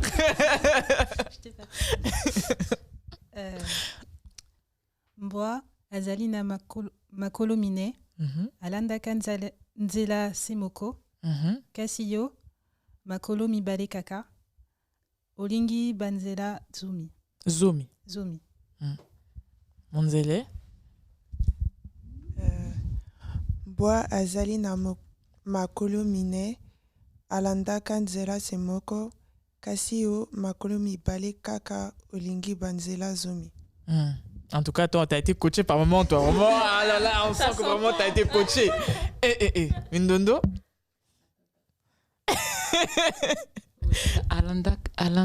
Alandaka. En fait, c'est vrai qu'à la française, le A et le N donnent en. Mais en fait, il faut comprendre une chose, c'est que dans les langues bantoues, quand vous voyez un A et un N avec un D, c'est and. And. Donc, le en n'existe pas. Donc, alandaka. Alandaka, nzela semoko, c'est quoi? Ça veut dire nzela semoko, nzela, c'est le chemin, la trajectoire. C'est seulement moko, un seul. Et alandaka, c'est comment? Il suit. La troisième personne du singulier du verbe kolanda. D'accord. Qui dit suivre. D'accord. Bon, je vais me lancer. Je suis stressée un peu. Mais bon. Oh non, faut pas. Faut pas. Alors, Mbwa azali na makolo. D'accord. Mbwa azali na makolo mine. Alandaka zela semoko. Kasi yo makolo mibale kaka. Makolo mibale kaka. Kasi yo makolo mibale kaka. Olingi banzela zomi. Ça va ou pas? Ça va. On sent que t'as mis les sentiments. J'ai mis les sentiments moi encore. De toute façon, si vous voulez l'écouter avec la bonne prononciation, la chanson est disponible sur YouTube. Donc, vous tapez Franck Lass sans laisser tomber. Vous aurez l'extrait de la chanson chantée et ça vous permettra de travailler la prononciation, si vous le souhaitez. Alors, ça, c'était la traduction. Alors là, je vais vous faire lire. Alors, chacun va lire un proverbe. En lingala, proverbe, c'est massécé. Massécé. Donc, les macécés sont très courants dans notre culture. On aime beaucoup tout ce qui est dicton, on aime beaucoup tout ce qui est proverbe parce que on aime beaucoup, si vous voulez, illustrer en fait les situations de vie avec des images. Un peu comme en français, les fables de La Fontaine, ce genre de choses. Ce sont des images qui utilisent des situations de la vie courante pour transmettre une valeur. Transmettre une valeur qui peut servir aux gens dans la société. Donc, c'est un peu le cas également dans les deux Congos. Et je pense que c'est le cas également en Afrique. Donc, je vais lire la première et puis je vais vous laisser lire les autres. Alors, ça dit en lingala, Mama abotaka mwana kasimote manaete. Alors, pour mwana, vous avez deux orthographes. Vous pouvez l'écrire avec le W ou vous pouvez l'écrire avec le U. À votre convenance. En français, ça donne la maman accouche d'un enfant, mais pas de son cœur. Donc, je pense que la traduction parle d'elle-même. Vous pouvez mettre au monde quelqu'un, mais son cœur, ça, c'est la personne elle-même qui décide de ses choix et qui décide de quel état d'esprit elle veut pour elle dans sa vie. Peu importe les valeurs que vous lui inculquez. Mama abotara mwana kasimote manaete. Voilà. Et vous inquiétez pas, vous aurez le PDF et il y a tous les proverbes, tous les macécés dedans. Alors, la suivante. À qui je vais demander ça? Monzele?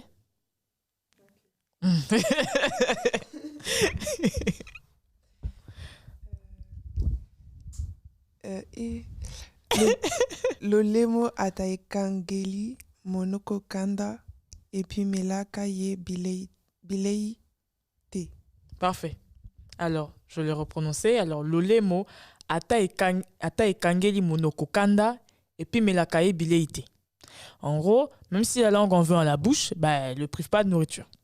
Donc, en gros, c'est un peu la morale en fait du proverbe, c'est que voilà, que l'union fait la force en fait.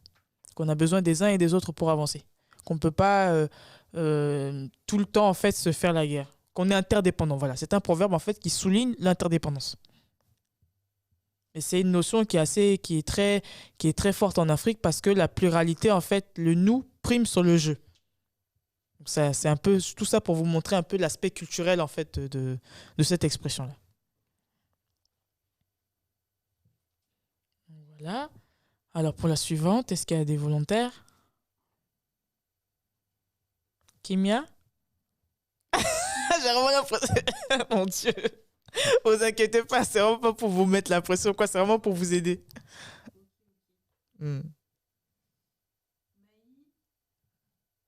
Eninganaka, Pambate. Parfait. Maï et Ninganara Pambate. Donc en gros, l'eau ne se remue pas pour rien. Tout ça pour dire que chaque chose a une raison. Chaque chose a une cause. Quand quelque chose arrive, il y a forcément... comment on dit en français? Je ne sais plus ce qu'on dit, mais en tout cas, il y a une raison qui explique... Voilà, tout acte a des conséquences. Voilà, tout acte a des conséquences. Non, pas tout acte, non, c'est pas ça. Pas tout acte a des conséquences, mais toute situation actuelle a une origine lointaine. Toute situation que vous rencontrez aujourd'hui s'explique par un fait que vous avez fait dans le passé. Voilà un peu la signification de ce macécé, de ce proverbe. Voilà, le karma, c'est exactement ça. Alors ensuite, qui aime le poisson ici? Ah, tu aimes le poisson? Ah, ma coco aussi aime le poisson. Bon, vous allez vous décider qui va parler du poisson. Mais c'est pour la phrase.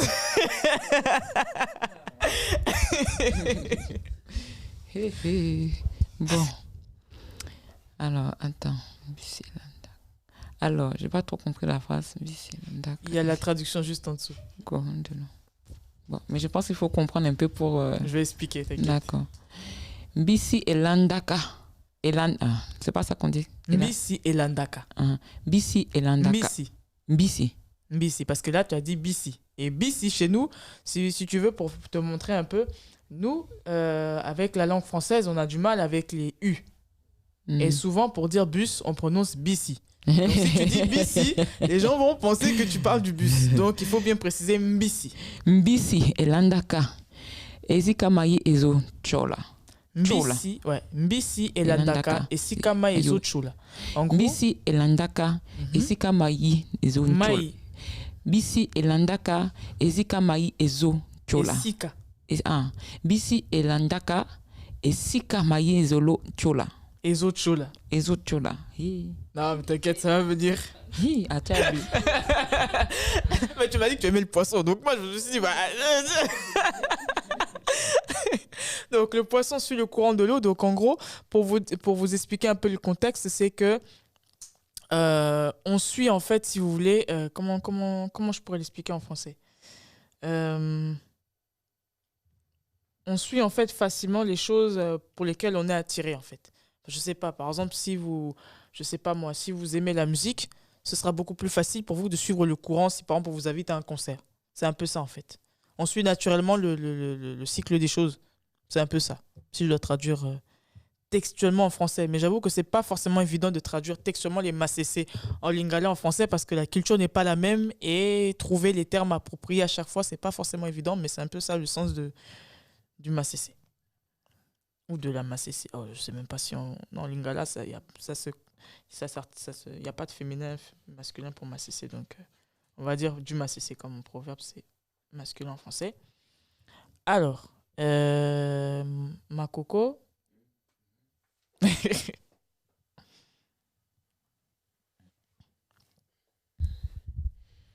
Mosapi moko ezunkolalaka elongite. Esukolaka elongite. Parfait. Alors, j'ai remarqué souvent que à peu près, la majorité d'entre vous, vous avez tendance à prononcer les S, Z.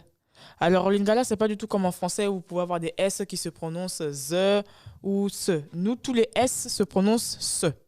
Et si vous avez un mot qui doit se prononcer en Z, ce sera un Z. Donc, mosapi moko et sukolaka elongité.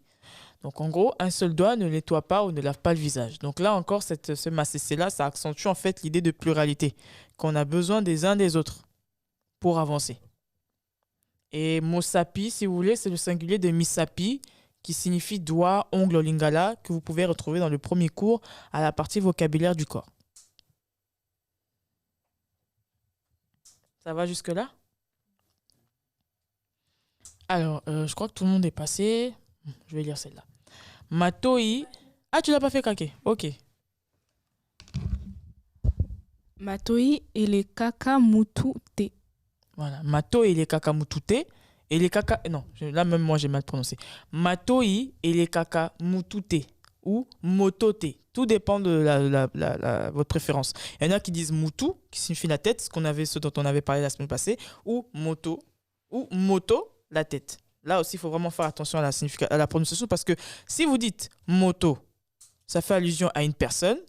Vous pouvez également dire mutu, tout dépend de la prononciation. Si vous dites moto, on sait que vous faites allusion à la tête. Donc, il faut vraiment faire attention à la prononciation des O. Donc, les oreilles ne surpassent pas la tête. C'est une expression en fait qui désigne le fait que les jeunes, même s'ils en savent, même si ils peuvent acquérir des notions pratiques, ils peuvent, comment on appelle ça, connaître certaines choses que les vieux ne connaissent pas, ils ne peuvent pas les surpasser en matière d'expérience de vie. Dans la mesure où ils ont vu le soleil avant nous, donc ils auront toujours une longueur d'avance sur nous sur certains points essentiels de la vie. Ça, c'est une notion qui est très importante au Congo et spécifiquement en Afrique parce qu'on accorde une place très importante aux aînés, aux droits d'aînesse en fait, à tous ceux qui ont vu le soleil avant nous. Donc, c'est pour ça que c'est un proverbe, un macécé qui est très utilisé chez nous.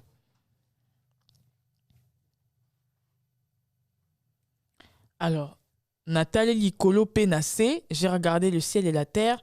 Donc, ça, c'est une expression qu'on utilise souvent quand on est dans les problèmes, quand on est dépassé par la situation. C'est un peu l'équivalent de « Oh mon Dieu, qu'est-ce qui m'arrive ?» Nathalie Likolo Pénacé, donc c'est un peu ça. C'est une expression qu'on utilise quand on est vraiment au bord du gouffre. C'est une expression qu'on utilise quand vraiment on est plus bas que terre.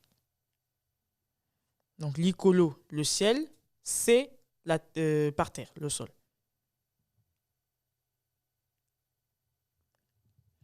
Alors, moto ou mutu, oyo amimakamaki abundarate. Donc, ça signifie que celui ou celle qui porte des œufs ne se bat pas. Donc, ça peut faire référence au fait que quand, par exemple, vous avez une charge de famille, il y a des choses que vous ne pouvez pas vous permettre de faire pour préserver justement les plus fragiles, pour préserver vos enfants ou pour préserver les membres de votre famille qui sont les plus fragiles. Donc ça montre à quel point les responsabilités font qu'il faut préserver les plus fragiles et faire vraiment attention à ce que l'on fait.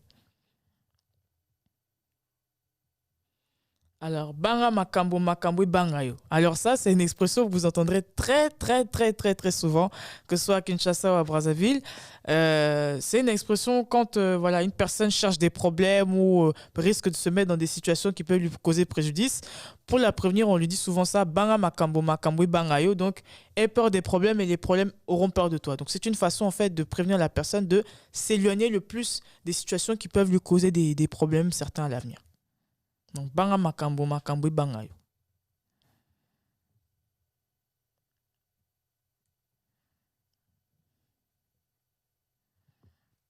Voilà.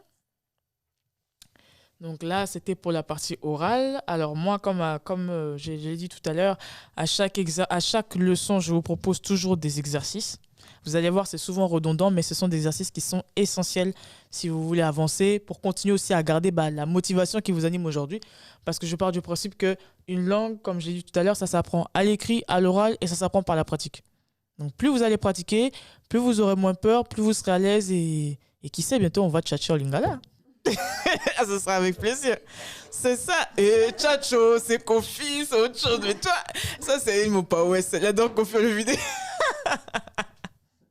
Donc, quelques exercices pour justement vous entraîner avec toutes les notions qu'on a évoquées ici en cours.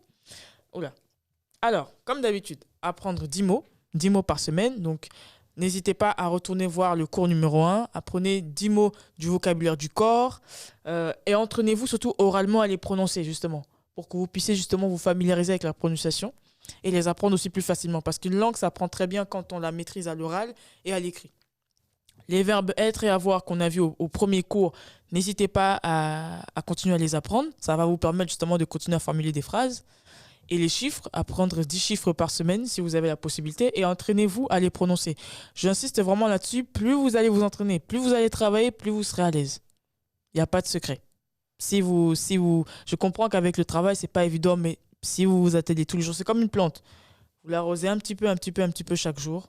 Au fur et à mesure, elle va porter du fruit. C'est pareil pour le lingala. Plus vous allez pratiquer, plus vous serez à l'aise. Donc vraiment, je vous encourage. Et parce que c'est vrai que prononcer tout seul dans son coin, ce n'est pas forcément évident, ce que je vous propose, c'est d'aller sur YouTube et de visionner un extrait du théâtre de chez nous, du groupe Salongo, dont je vous avais parlé, qui est un groupe théâtral populaire qui a fait pas mal de... Enfin, nous, on avait coutume d'appeler ça sketch, mais en réalité, ce sont des films. Et d'ailleurs, je n'ai jamais compris pourquoi on a appelé cette troupe-là de théâtre, parce que le théâtre, ça se fait dans une scène, mais eux, c'était vraiment des films, dans la mesure où c'était tourné, comme un film. Mais on appelait ça théâtre de chez nous, je ne sais pas. Et je vous ai proposé trois films, Mama Zoba Zoba, parce qu'ils sont en intégralité sur YouTube. Zoba, qui veut dire bête en lingala. Je pense que c'est l'un des premiers mots que les gens apprennent souvent en lingala. Zoba, ah, tu connaissais pas? Bon. Ah, parce qu'en général, c'est les premiers mots. Zoba, c'est le premier mot qu'on apprend aux gens. Ah, Nalingi. Ah, bon, toi, tu aimes trop l'argent. Tu aimes trop l'argent, vraiment. Toi, fais ça bon.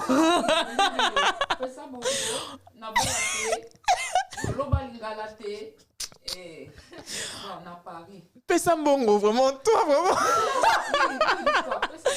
Pesambongo, mais ça, c'est typiquement toi. Tu aimes beaucoup l'argent. On t'apprend à dire donne-moi l'argent. Nalingio Mingi, ok, ça c'est bien. Je t'aime beaucoup. Ok. Donc, Mama Zoba Zoba, Mama Mabé. Donc, Mabé, c'est la méchanceté, donc maman méchante. Et Mindondo, il y a un film qui s'appelle Mindondo. Précisez bien film Mindondo parce que l'actrice, justement, parce qu'il y a une actrice. En fait, tous les prénoms que je vous donne, en fait, ce sont les prénoms, en fait, des membres de cette troupe-là.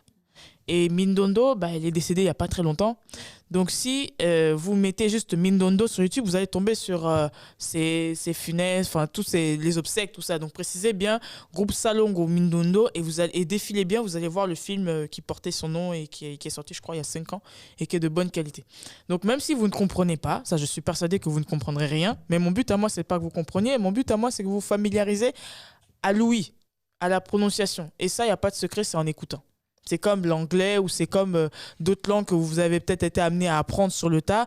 Au début, vous ne compreniez pas. Je ne sais pas si vous avez tous étudié ici en France. En anglais, souvent, on nous passait des bandes audio à l'école. On ne comprenait pas tout. Par exemple, c'était quoi la fameuse phrase? C'était Brian is in the kitchen. Et souvent, on confondait chicken. Même si on ne comprenait pas tout, le but, en fait, c'était de nous familiariser à l'oral avec la prononciation. Donc, mon but à moi, c'est ne pas que vous ressortiez de là et en me disant que oui, j'ai compris telle chose. Je suis persuadée que vous n'allez pas comprendre tout de suite, mais mon but à moi, c'est juste que vous habituez votre oui à cela. Au lingala, justement. Voilà. Et là, on va passer au bonus. Alors, le bonus, à l'heure d'aujourd'hui, je vais vous parler de la signification des différents motifs qu'on retrouve sur les wax, sur le pagne. Alors, le wax, c'est un tissu de coton qui est imprimé selon un procédé à la cire, comme tout le monde connaît. S'il y a actuellement toujours une petite touche d'Afrique sur les podiums, on le doit en grande partie grâce au wax. Même si c'est un tissu qui est de base indonésien, mais c'est un tissu dont les motifs font énormément référence aux situations de vie courantes en Afrique. Donc ça, je tenais vraiment à le préciser. Et au-delà même des motifs qu'on peut reconnaître, parce que souvent dans les motifs de wax, souvent les motifs que portaient nos mamans, nos mamies, on voit pas mal de références à la faune, à la flore, on voit des arbres, on voit pas mal de choses dans ce style.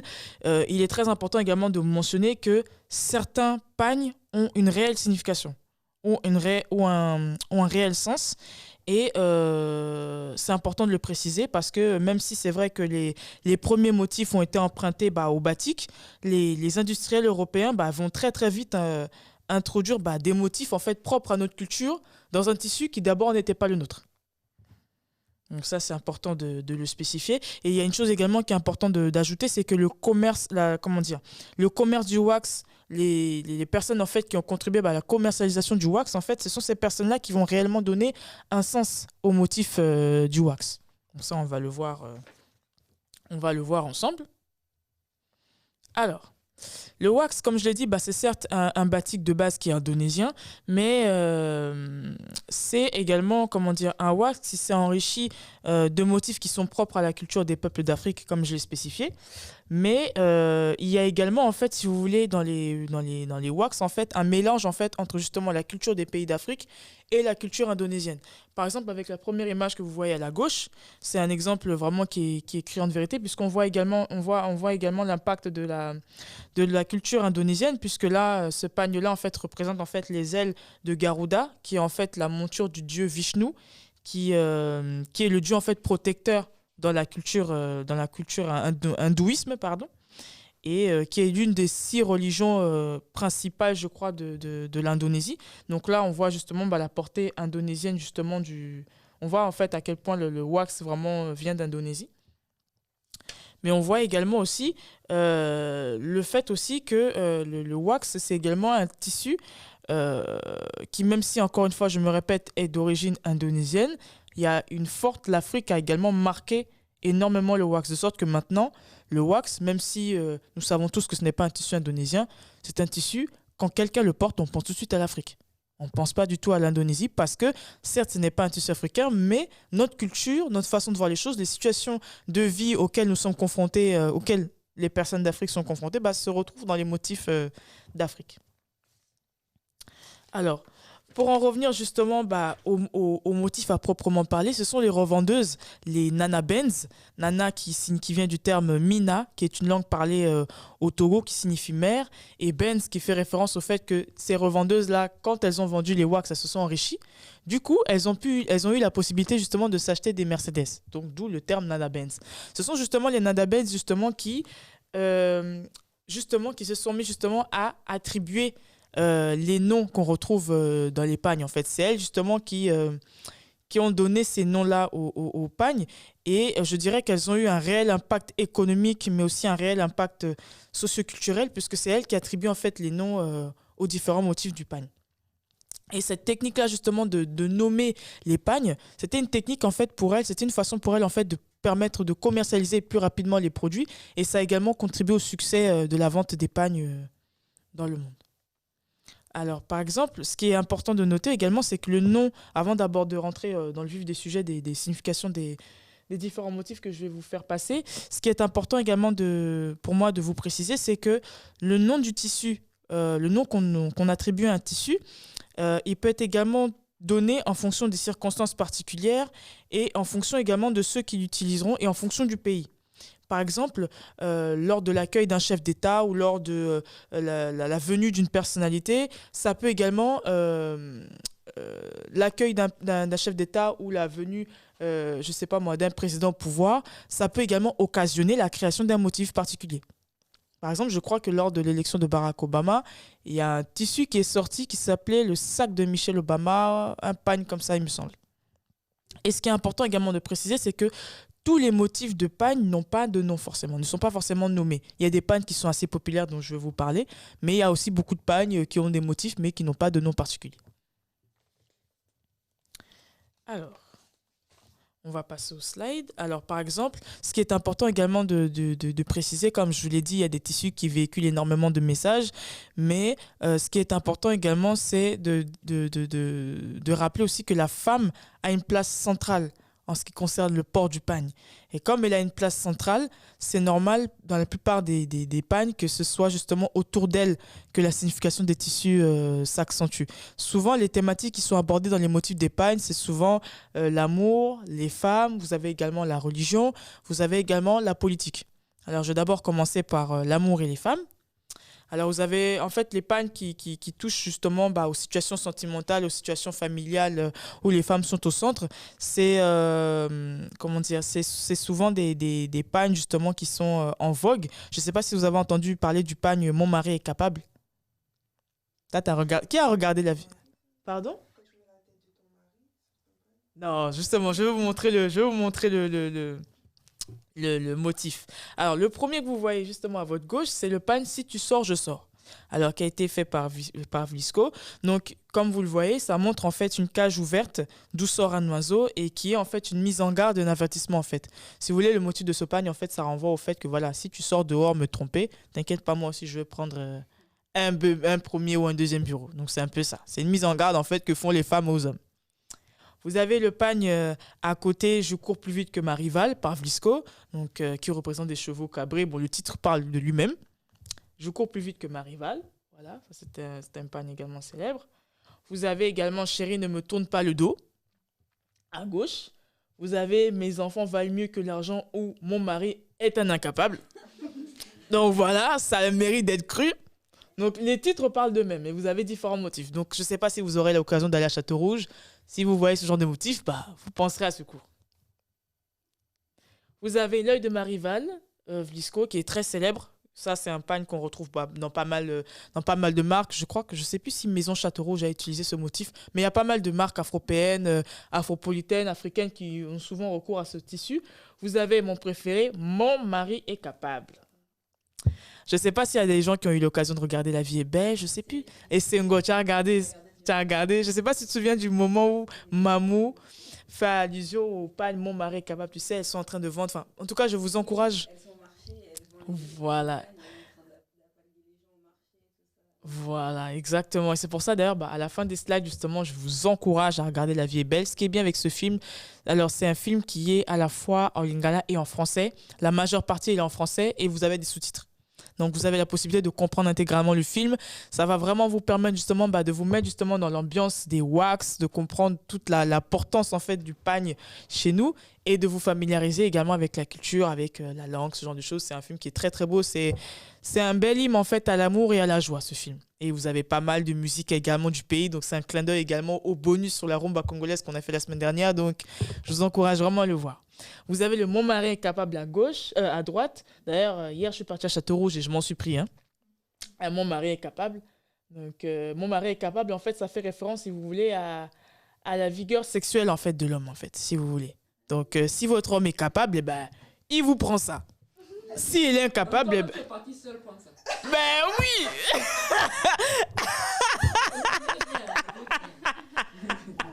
Non, mais si tu veux. Bon, en fait, si tu veux, moi, je suis née ici, donc c'est vrai que j'ai pas cette... c'est vrai qu'au pays, avant, c'était très, très important que l'homme achète ce pagne-là à sa femme. Après, moi, je suis née ici, donc c'est vrai que j'ai pas autant de... Pour moi, c'est juste un pagne que j'aime bien, que j'aime bien le motif et j'aime bien l'histoire qu'il y a derrière.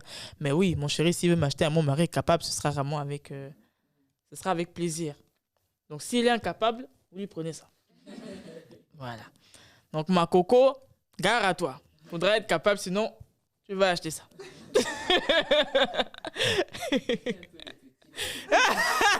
Non, mais on le prépare. Ouais. Même pas capable, même pas la capacité d'être capable, la capacité. C'est encore un enfant de la capacité. Tu es un bébé, non? Un grand gaillard comme ça, c'est un bébé, pardon. Bien les choses, en capacité de bien réfléchir, avoir bon cœur, les anciens, et ta maison, tu as une bonne maison, tu as une bonne situation. C'est vrai. Totalement. Et la possibilité pour toi de devenir capable, c'est de bosser dur, comme te dit maman. Donc, c'est ça. Mobali Makassi. Yeah, Mobali Makassi est homme fort. Voilà. Tu verras la femme, la capacité de la capacité. C'est bien, faut écouter maman. On vient pas à pas à la capacité. Totalement. Et en dehors de l'amour des femmes, de ce côté-là, les motifs aussi du pagne font également référence aussi à la dimension politique. Parce que les pagnes, en fait, si vous voulez, les motifs qu'il y a sur les wax, ils ont également une dimension sociale, politique et religieuse. Alors là, je vais aborder le côté politique.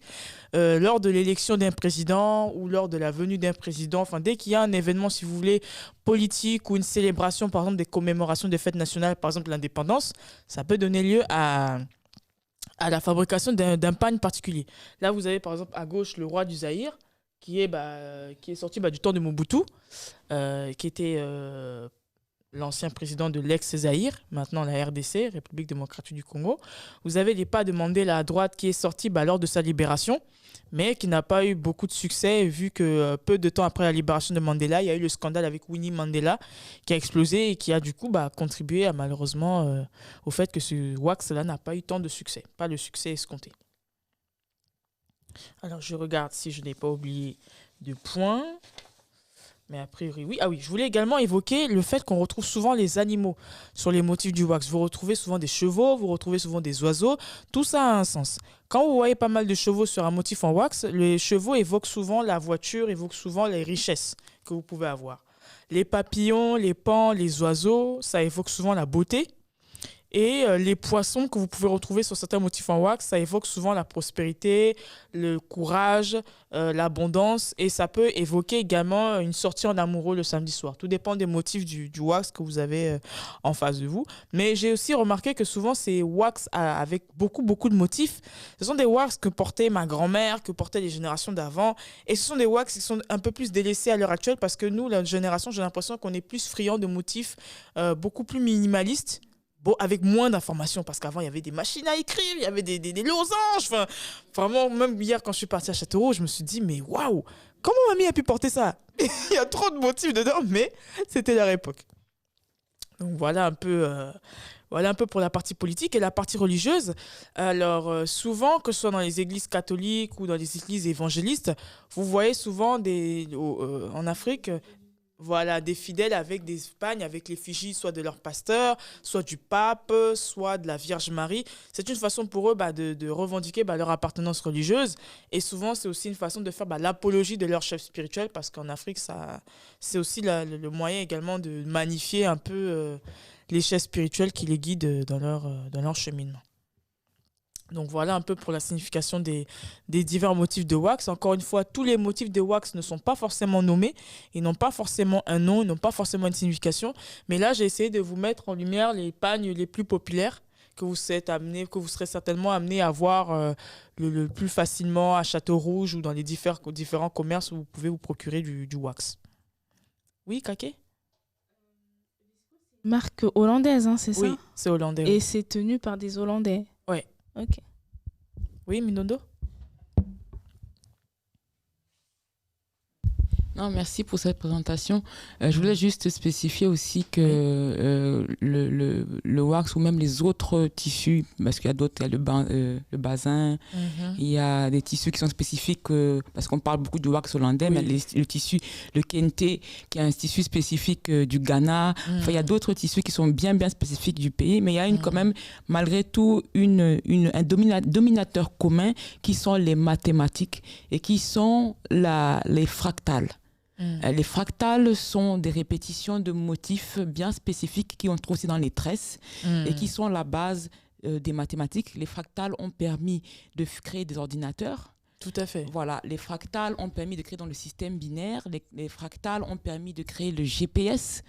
Voilà, donc il faut quand même que derrière tout ça, remettre aussi le côté scientifique que comme tu disais tout à l'heure que la bouche ne t'atteint pas l'oreille ou un truc comme ça. Oui, que les oreilles ne surpassent pas la tête. Voilà, les oreilles ne surpassent pas. Voilà, c'est qu'il y a des choses que des anciens ont mis en place et que des fois même des anciens ne connaissent pas, mais continuent à pratiquer et ne connaissent pas la portée scientifique des choses. Parce qu'aujourd'hui, c'est souvent des étrangers qui parlent des fractales africaines et que beaucoup d'Africains et de jeunes ne connaissent pas. Et je veux aussi rappeler que la pensée symbolique, donc avec la fractale, est née en Afrique il y a 80 000 ans dans la grotte de Mblombos.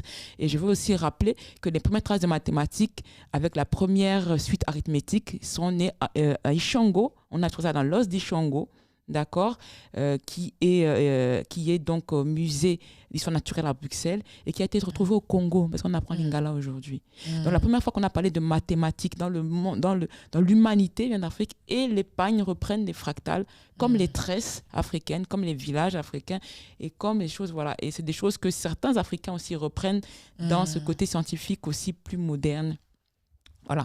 On retrouve aussi les pagnes dans la journée de la femme. Bon, je ne sais pas si c'est spécifié, mais 8 mars également. Voilà. Nous, chaque année au Cameroun, il y a un pagne pour la femme. Même si quelque part, je pense qu'elle n'en a pas besoin, parce que les femmes, en tout cas au Cameroun, peut-être pas dans d'autres pays, elles ont leur poids et leur force, on n'a pas besoin. Mais bon, pour spécifier un peu plus, chaque année, il y a un wax. Donc, il y a aussi donc, le fractal aussi a ce côté aussi spirituel. Pourquoi ? Parce que la fractale crée l'énergie. Donc l'énergie physique, scientifique, mais aussi l'énergie tout un chacun. Voilà ce que je voulais spécifier. Merci. Est-ce que tu pourrais juste spécifier pour les personnes qui ne savent pas ce que c'est que fractal ? La fractale, c'est quoi en fait ? La fractale, c'est la répétition d'un motif. Donc, qui dit répétition, on va reprendre les fonctions mathématiques de ce que vous avez appris à l'école, de cosinus et de sinus. Qui dit répétition de motifs, on va créer une longueur d'onde, on va créer une période. La longueur d'onde, ça va être la distance au bout duquel le motif se répète. Tu vois la distance. La période, ça va être le temps au bout duquel le motif se répète. Le temps. Tu vois, ça, c'est vraiment le côté un peu vibratoire. Voilà. Et voilà à peu près. La fréquence, c'est le nombre de fois qui se répète dans le temps. Donc, c'est en fait le fait de répéter en fait un motif comme ça va créer en fait une forme d'énergie. C'est ce qu'on apprend en médecine, c'est ce qu'on apprend en physique, c'est ce qu'on apprend à l'école, tout ça. Je répète ce que vous avez déjà appris à l'école, en fait. Et si vous tapez fractal, vous allez voir...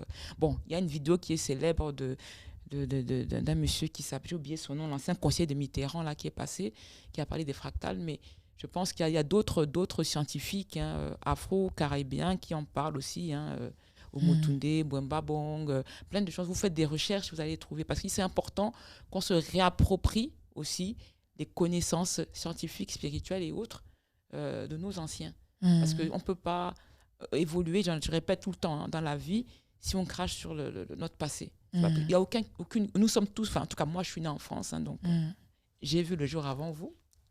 Le soleil, comme tu as dit. Et donc, j'ai côtoyé beaucoup de gens de différentes communautés. Et ces communautés ont l'habitude de rendre hommage à ce que leurs anciens ont fait. Et si nous, on veut être équilibrés, il faut qu'on le fasse. Donc, je voulais faire ce petit aparté sur les fractales. En tout cas, vous retrouvez les fractales dans la pierre de Mlombos, qui est la première pensée symbolique dans l'histoire de l'humanité. Voilà. Et ça, ce qui a servi, voilà. Et ce qui sert encore, que ce soit pour... comment dirais-je, pour les sciences, que ce soit en Afrique encore ou ailleurs. Parce qu'il y a aussi des scientifiques africains. Merci en tout cas pour ces belles précisions. Voilà. Alors, ce que j'ai fait, c'est que je vous ai mis à la fin du cours une bibliographie pour vous permettre, si vous avez envie d'approfondir davantage vos recherches sur le wax. Je vous ai mis une bibliographie. Je vous ai mis également ce livre qui est sorti il n'y a pas très longtemps, Wax & Co, Anthologie des tissus imprimés d'Afrique d'Anne Grosfilet, aux éditions de La Martinière. Et vous pouvez vous procurer à la FNAC, qui est très bien. Vous avez Wax d'Annie Boutio aux éditions Beck. Sorry, je n'ai pas peut-être massacré la prononciation, qui est pas mal aussi. Vous avez Comment le wax fait croire qu'il est africain et étouffe les vrais tissus du continent. Prisca Mounké-Nimonier, Le Monde, 12 janvier 2007. C'est vraiment un sujet qui fait beaucoup débat. Donc, n'hésitez pas, si vous avez besoin d'approfondir le sujet, de consulter cet article.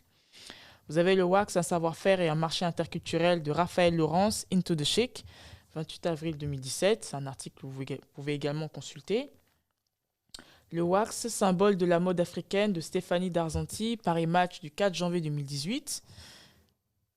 Vous avez également cet extrait de l'article de Jeune Afrique, le wax se ferait un chemin sur le marché du luxe. Et je vous ai également mis des documentaires et des films justement autour de cela. Il y a l'extrait de Wax and the City. Je ne sais pas si vous avez eu l'occasion de voir Vous avez eu l'occasion de le voir. Alors, attendez.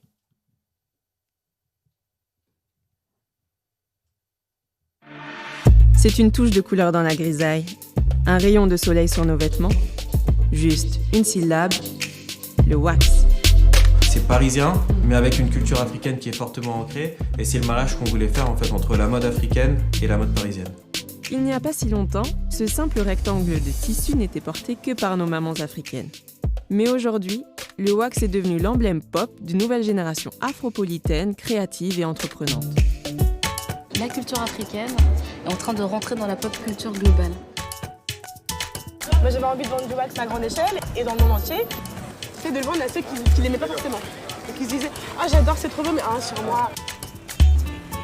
C'est ta maman qui est béninoise, ou bien c'est toi la Miss France là. C'est ça. C'est vrai. J'ai pas dit ça. C'est plein d'articles qui sont pas tous faits au Bénin. Il y en a qui sont faits au Maroc, d'autres à Abidjan, d'autres à Lomé. Peut-être qu'un jour j'aurai une grande usine à moi où je pourrai tout faire dedans. Ça commence avec un fil qui est filé, ensuite qui est lavé, teint, ensuite qui est transformé en bobine et porté sur le métier fil par fil. C'est vraiment pour mettre en avant le travail de ces femmes-là. Je ne suis pas surprise que l'Afrique soit à la mode. Bah oui, parce qu'ils commencent à s'embêter un peu ailleurs. Donc, ils viennent nous voir. Parce que c'est maintenant qu'on dit Africa is now. C'est pas demain ou dans 30 ans, c'est maintenant.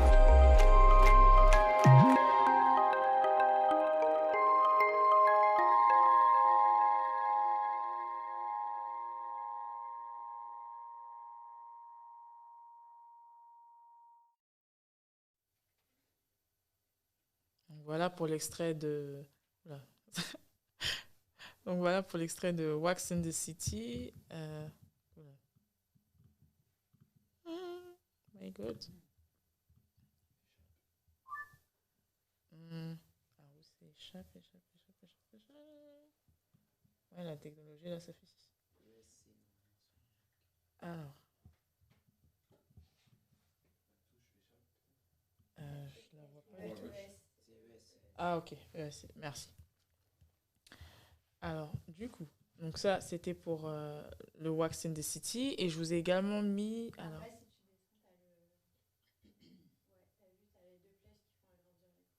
Ah ok.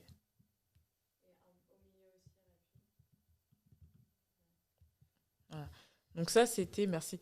Ça, c'était pour l'extrait justement de Wax in the City. Je vous recommande également, pour ceux qui ne l'ont pas fait, de regarder La vie est belle, réalisé par Ngangura Dieudonné Moïse et Benoît Lamy en 87, qui est un film où il y a en tête d'affiche Papa Wemba, qui est décédé il n'y a pas très longtemps, enfin, ça fait peut-être 4 ans maintenant, ça passe vite, et qui, comme je l'ai dit, est une hymne à l'amour, est une hymne en fait à la joie, en fait, qui magnifie en fait l'époque du Kinkese. Kinkese, ça veut dire qu'il la joie, et qui fait référence justement à l'époque en fait... durant l'ex-Zaïre, comment la vie était. Vous allez également retrouver l'importance que le pagne a justement dans la vie des femmes. Et ça va vous permettre justement de vous familiariser un peu avec la prononciation du Lingala également. Donc ce film-là, je vous le recommande. Et il est en français et en Lingala, et sous-titré également pour les parties qui sont en Lingala. Donc vous ne serez pas perdu d'un point de vue linguistique. Et je vous recommande également de regarder pas mal de spots publicitaires qui y avait du temps de... Non, mais il y a une raison derrière. Il y a 2 raisons spécifiques.